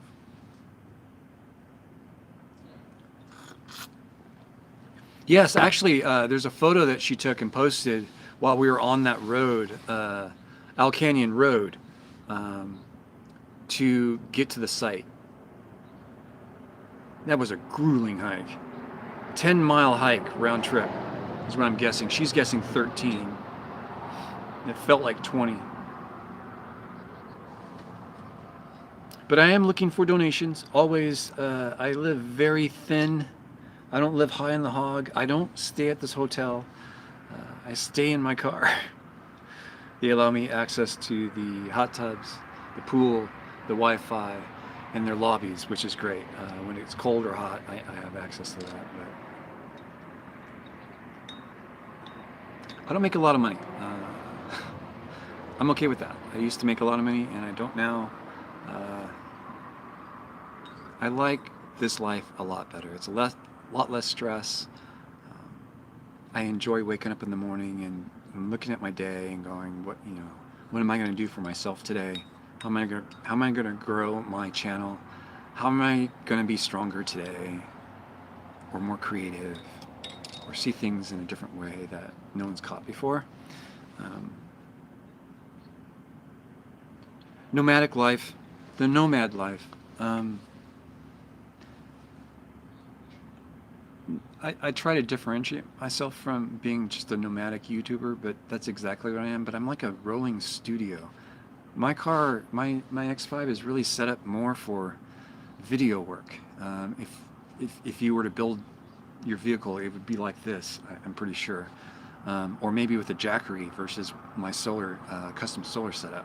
Jackery is probably what I'd love to do. If Jackery were to call me right now and say, hey, try this, because I know those things will power my fridge.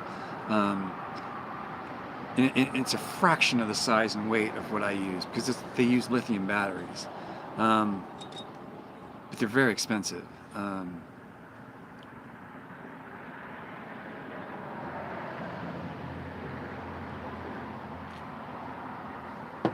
They make a custom big boy Jackery now too, Eric.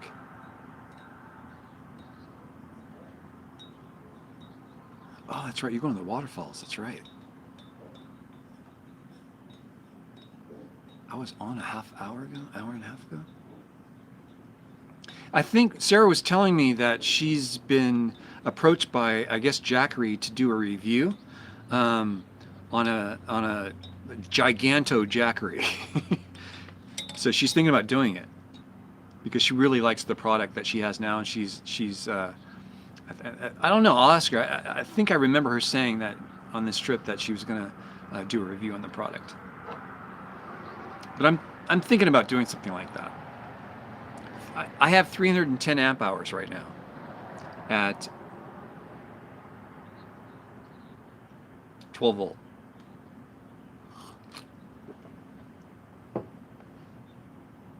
Yes, I did stay in Butte Valley at the Stone Cabin. It's also called the Geologist Cabin. It's Stone Cabin because it's made out of a bunch of stones, but I think geologists put it together, so it's kind of like a shared name. I don't think one would win over the other, because it's like which came first, the chicken or the egg.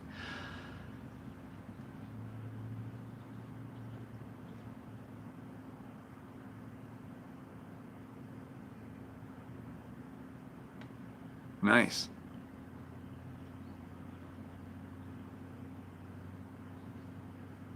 I have 200 watt panels as well.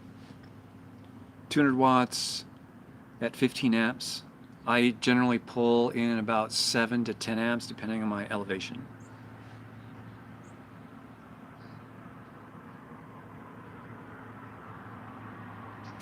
Rita asked me, Larry mentions Filmic Pro the other day.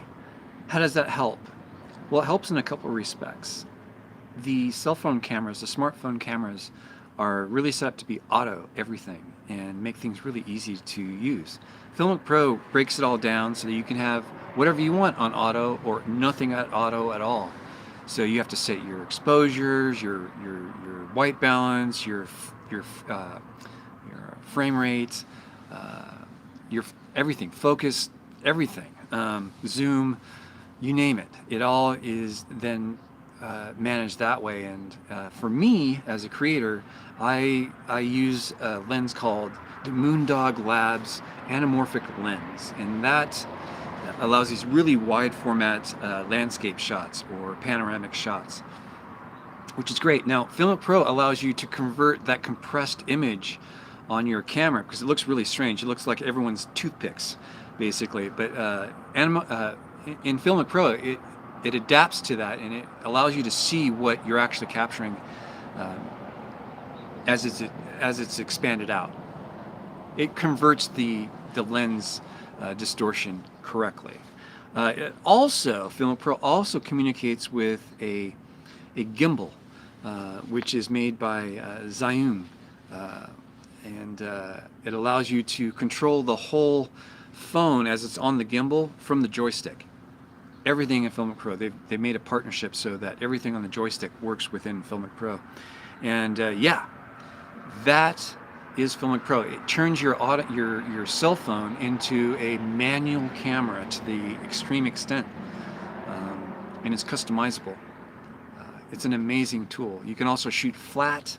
You can shoot in a dynamic range or any way you want. It's a pretty amazing tool. It also allows you to name the files as you run. So like it could be Larry at Ibex Dunes with Sarah, take 1, scene 1. And as you go through these takes, it just keeps the name and keeps the takes rolling as well. So you have a clear indication of how to pull your files instead of like right off the phone. They're numbered in a date and time format, and it gets kind of confusing for me at least. Anyway, that's Filmic Pro. I love that thing, and I highly recommend it for anyone who's in this kind of business. So yeah, does that help? Hopefully. If you're a dork like me, you'll pick that up and make your life a lot more difficult because you make everything automatic, basically.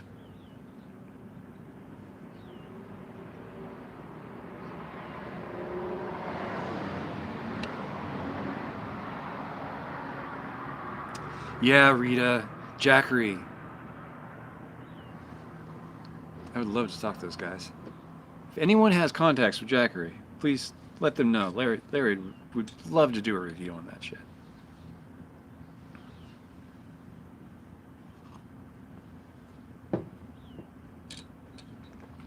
Take, for instance, if you're doing a time-lapse photo or a time-lapse video of a sunset or a moonrise, you don't want your exposure to be adjusting to the light outside, so you lock that down. You can't do that really unless you have something like Filmic Pro.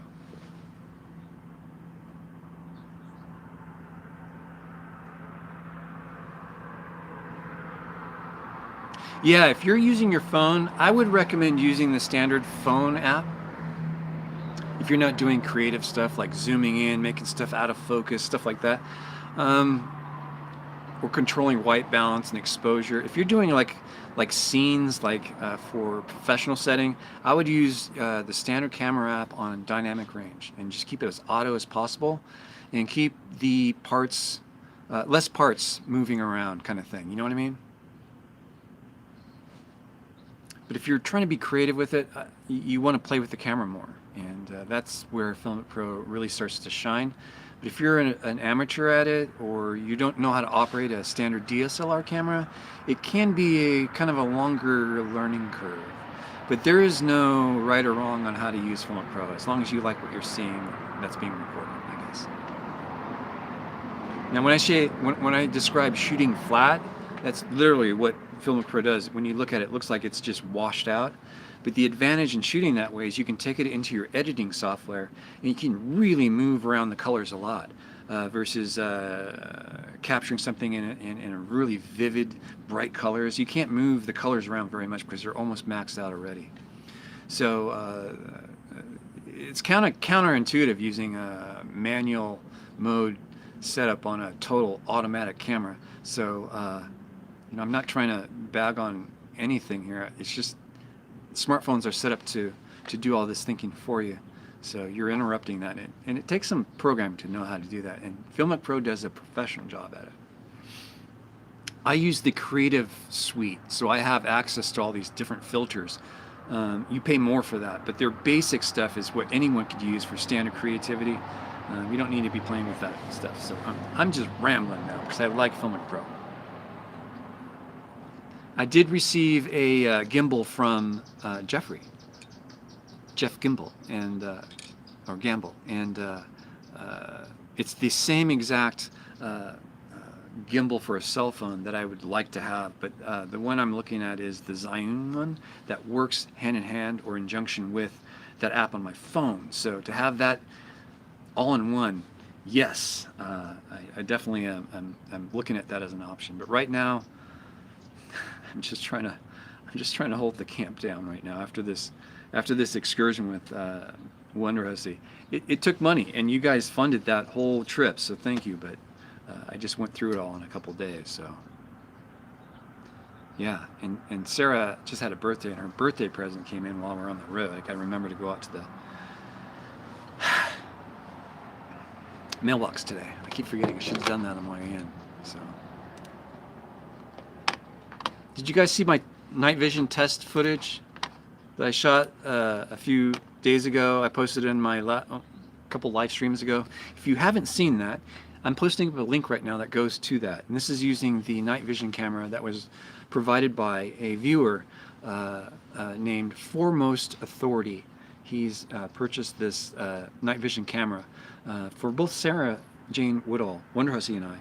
And check this out. It's pretty cool.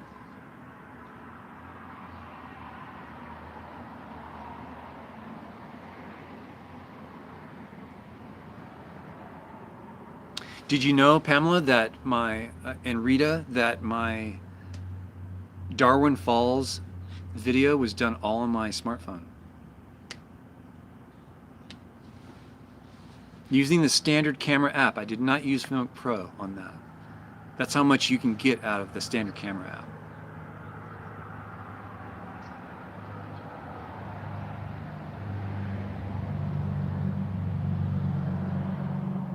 Then I would, if you're taking pictures of damaged property, yeah, definitely go on Vivid because you want to see all the detail. We went into a very remote part of southern Death Valley, and then we went to the northwestern part of Death Valley as well to do another video. A gimbal from Gamble, exactly, and it's awesome.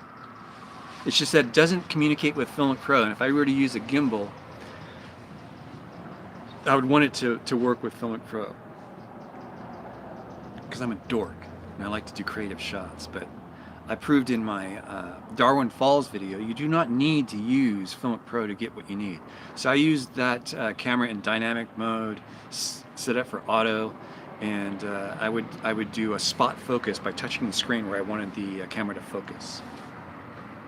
Oh, and I also shot it in slow-mo, so yeah, you're seeing the footage slowed down quite a bit. I think it's at 1/8 speed, I think, or quarter speed, something like that. That whole video was shot at the same speed, and what I did was, in my editing software, I increased and decreased the speed of the video by a percentage of like 5 or 10% to make it match up with the music a little bit.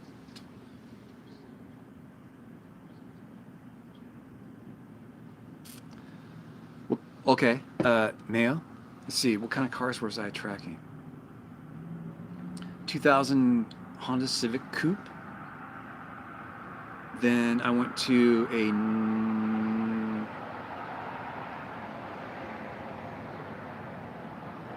From that, I built that car up, bought a F-250 4x4 V10 to tow a trailer, in which I started to build a 98 Civic hatchback, a K20 swap with a CTR transmission into a 98. That thing hauled ass. Oh yeah, VTEC all the way. I'm a VTEC nut. I ended up getting then a CTR clone, and then I blew that motor up. It was a little B series. And then I went into the Honda S2000s. The Honda S2000 was by far the most fun track car I've ever owned. All the monster front-wheel drive cars I've had, I love them, but there's nothing like a rear-wheel drive 4-cylinder or 6-cylinder on a track, man. It's just balls out fun.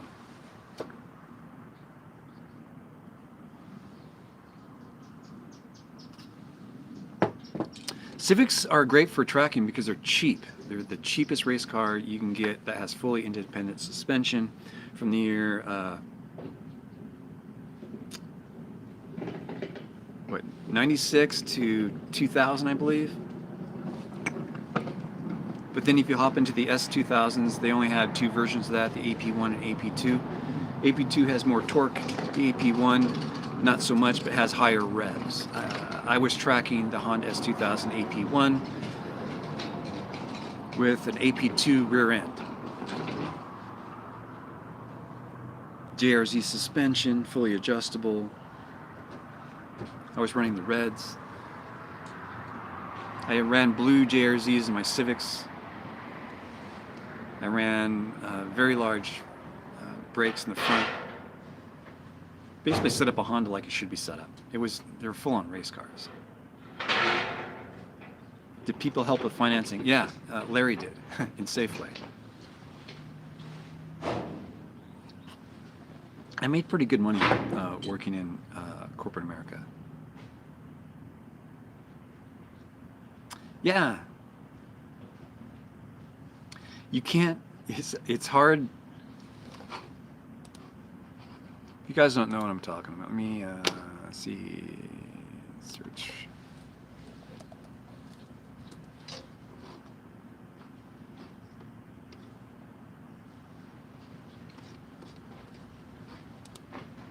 Looking for a video for you guys here, real quick.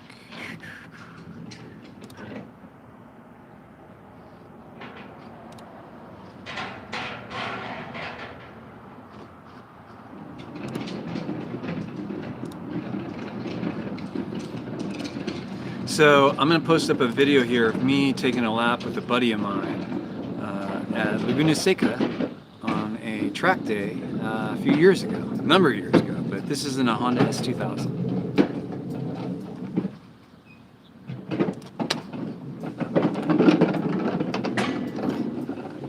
It's kind of ironic because I'm actually tracking down a BMW in front of me. I think it's a 1 Series. It's the smaller coupe thing they have. But that car ahead of me has a turbo at the same horsepower I have, naturally aspirated. So I was about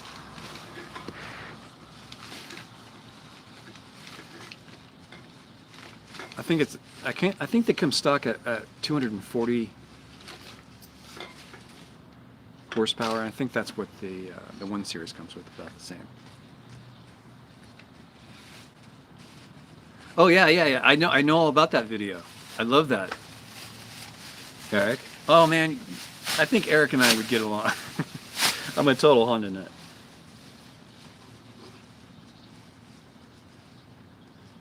It's snowing outside. Oh my gosh. Ah, friggin' it. Anything in California, I was at the track. There is a cost, yes. You shorten your life working in corporate. They're assholes. Yeah, it's the never-ending story. I actually had a whole garage with a lift. Like, we're talking like a hydraulic lift that goes way up in the air.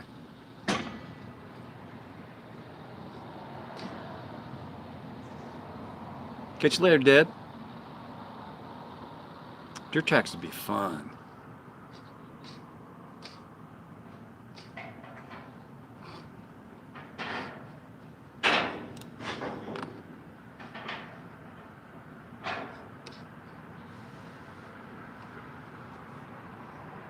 Yeah, just cover them up.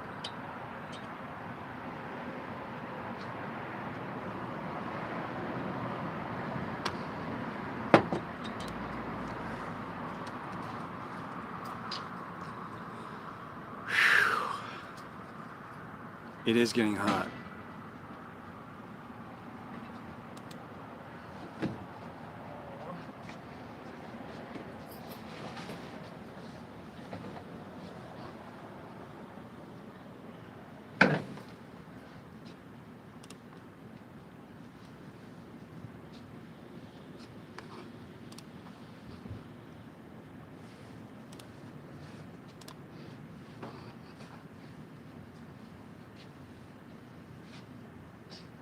I've never been to Pebble Beach.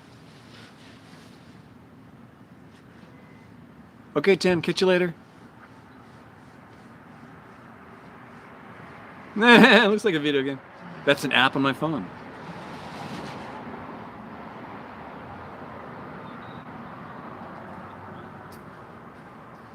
They will be in a few months, Ross.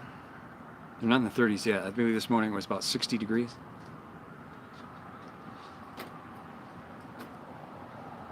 Oh, they kill the grass. I'm sorry. I think they bring nutrients. Yeah, it's a BMW 1 Series or something like that. 240 horsepower BMW in front of me. We're equal in power. He has a turbo, I don't, so he can climb hills a little better than I can. I have to generate the RPM. I just wish I had more torque. If I had a little bit more torque, I could catch that guy. It was cat and mouse.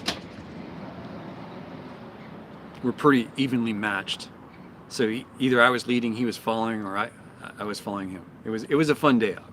Never met the guy, but we would always see each other on track, and it's cool.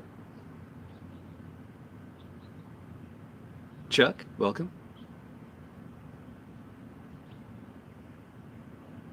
Goodwood, okay. Very cool.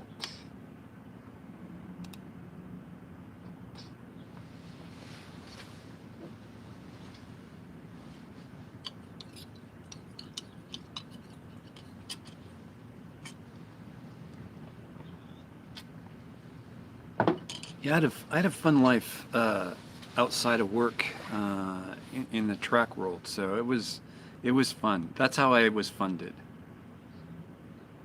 So that all came to an end when I started this. And this is the second part of that story, I guess.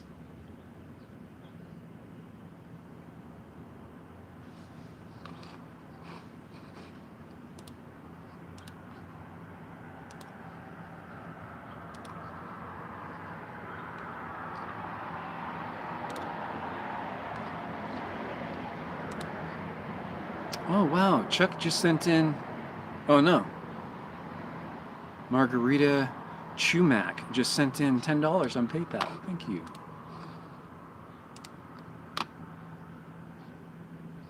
You had a Sunbeam Tiger? Nice. Those are badass.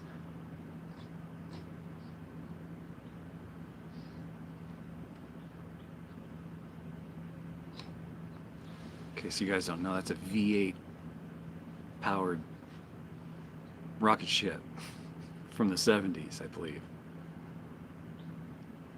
Had 289 in it. Holy crap.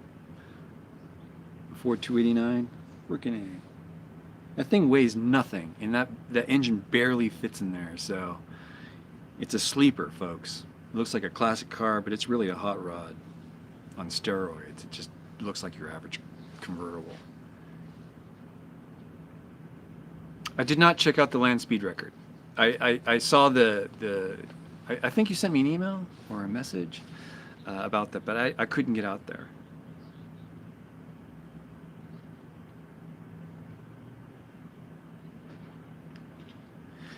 I would say it's a very dangerous car in the wrong hands.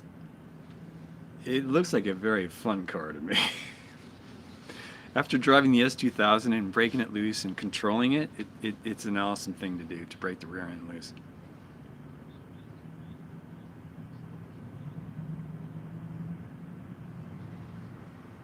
Yeah, you go out to break it so you can bring it in the shop to fix it. Woo! In what car, Eric?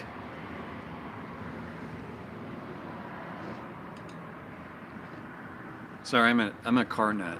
You guys haven't figured that out. Whew, that camera's really messed up. Or the display's messed up. It's shooting fine, obviously. I cannot, it's all colors, and once in a while I'll see my face. Boop, gone. Yeah, I would be interested in knowing what car and what engine they had in the car to go 331 miles an hour. That would have to be, let me guess.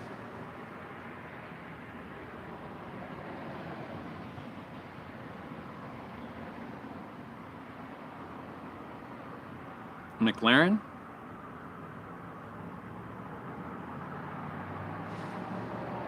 What?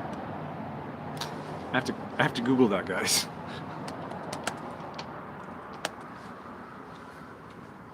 Holy crap. Images of. Well, I'll just take this. Copy. I'll put the link up for you guys to check out. Won't let me put such a big, select all, delete. I have to go to smaller, maybe just images. It's still too big.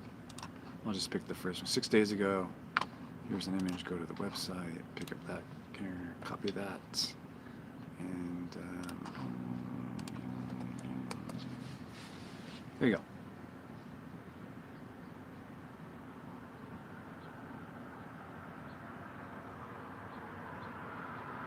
Eric, there's no more room in that genre anymore. YouTube won't even allow you to start a channel if you're an explorer of any sort of 4x4 overland camping, mobile video production, or UFO hunting. They're packed full right now. I hear you can try this on someone else's tube, not YouTube.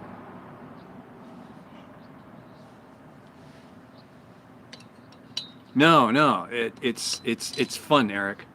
I'm having the time of my life. If you know anything about cars, you can wrench on cars. It's not as scary as if you don't. You know what I mean? I have all my tools in the front seat of my car. In the passenger footwell is all the tools I need to work on this car. But I recommend it. I recommend Toyota 4x4s or the 4Runner. Not necessarily TRD. I would probably do all aftermarket. Or, better yet, Eric, screw all that and just buy a truck that's done already. It's the cheapest way. You know, it's like buying race cars. You don't build them, you buy them. They're cheaper built correctly and then sold later. People are just trying to get out from underneath the overhead of the money that they've dumped into their car, like billions of dollars.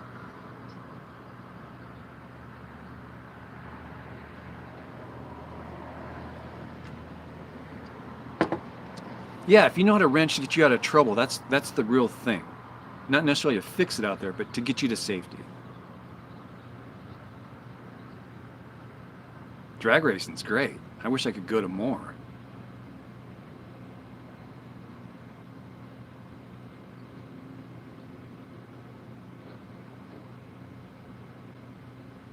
Jesus. That's just too much power in a small car like that. Tacoma 4Runner, yeah. 4x4 versions of those things are, well, I don't think you can get them any other way. Maybe the Tacoma. I don't know too much about the Tacoma, but 4Runner's definitely 4x4. They're goats.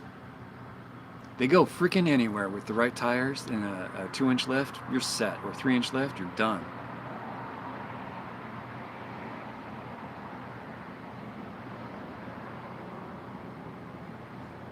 Correct. Locking diff.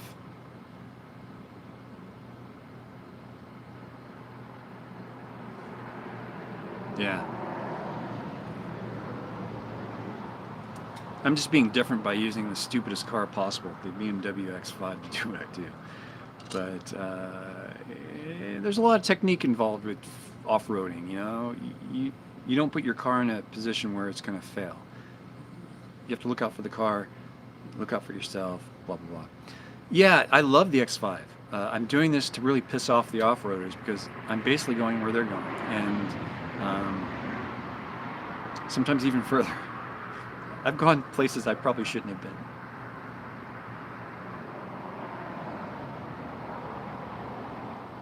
Oh, the black one, Dennis? The Back to the Future Toyota? Those are bucks deluxe right now.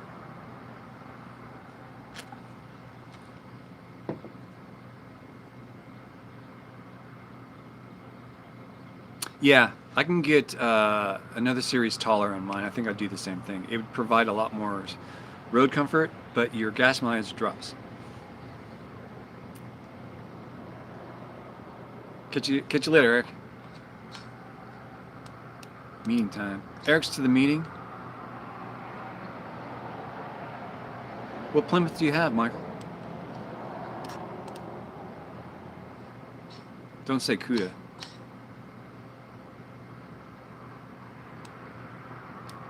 On board video. Yes.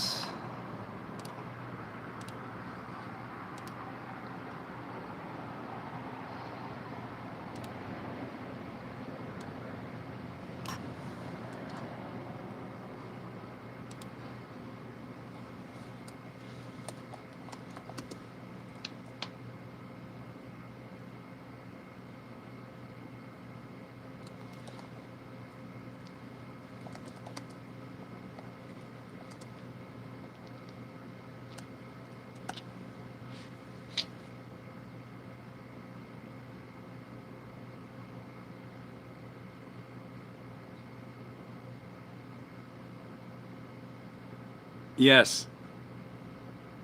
That's the black 4x4.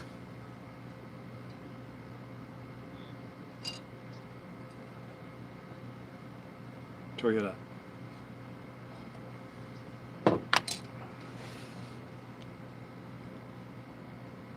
Oh, Duster, 340? Nice.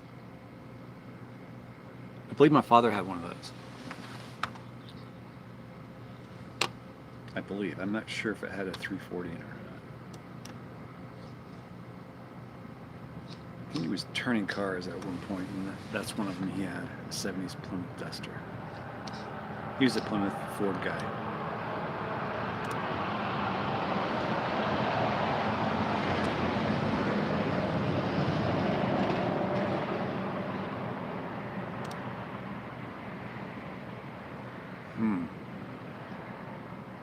How much did it weigh?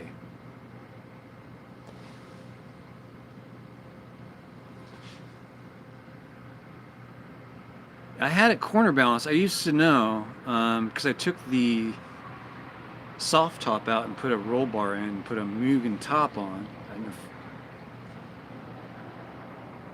So it was a Jay's Racing Mugen top, a Jay's Racing wing, Mugen top, and a spoon front end that I had on my S2000. So I really messed with the weight distribution, but I had a 50-50 weight distribution still, even after all that weight reduction. But I can't remember what the total weight was. Really lightweight wheels. I mean, I really went overboard on that car.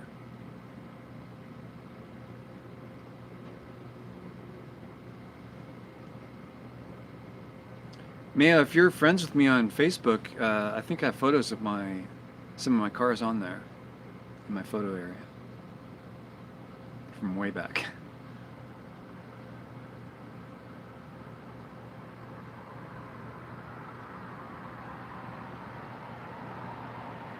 Dang.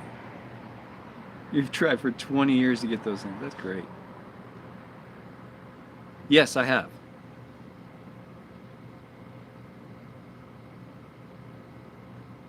But the best school is just to get the fuck out there in a stock rented vehicle and just go balls out.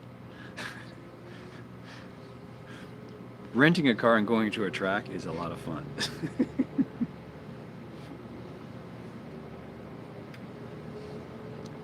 I'd love to know if it's possible to even go into these places in Vegas. They have these like supercars you can rent and you go on to. Yeah, I've been to Sears Point.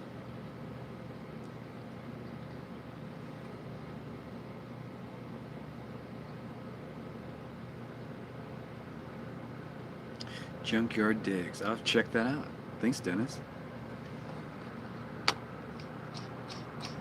Okay, guys. I was going to ask you which video I should do. Should I do the video of me hiking through to Darwin Falls? I should do both, huh? I can do the hike to Darwin Falls, where my Darwin Falls slow-mo video came out what, a week and a half ago. I can do that hike to that, and then a few days later, or next week, I can do the hike up to the top and then over to our actual location that I just filmed. Oh yeah. Oh yeah, man. Brake as late as possible and don't bleed as much as possible. So yeah, I would drag race cars into corners, meaning play chicken basically. So I take the inside line, we're dragging, we would wait to see who puts on the brake first so you can get in front, or you take the line. Of course I'd be out of line, but you know what I mean. So a lot of 300Z kind of drags down the straight to the first turn. I'd usually win, and I would watch them go off road because they went too far. But I know what you mean. The key to racing is braking and momentum. Because that's what the S2000 relies on. It's not the power, it's the momentum.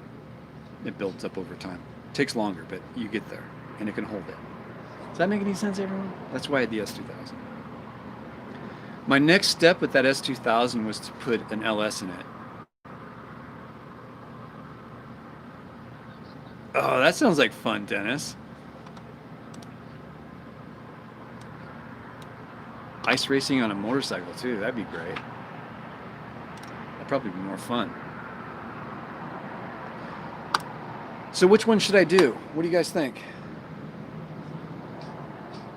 You guys aren't even tuned in anymore.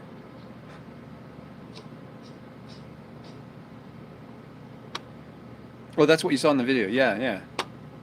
You race to the corner. Go as deep as you freaking possibly can.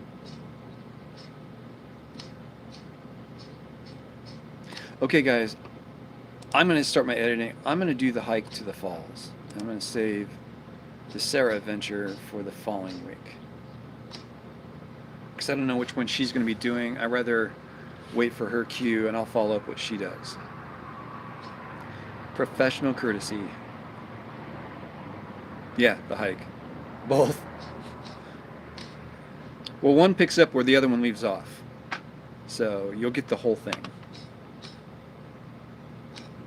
So what had happened here in this video is the first hiking video I made, I thought I made it to the end, then I found out afterwards I didn't. I needed to go further. And then Wonderhussy was really interested in going as well because of the special thing that's located there. So yeah, I'm gonna wait for her to do her bit.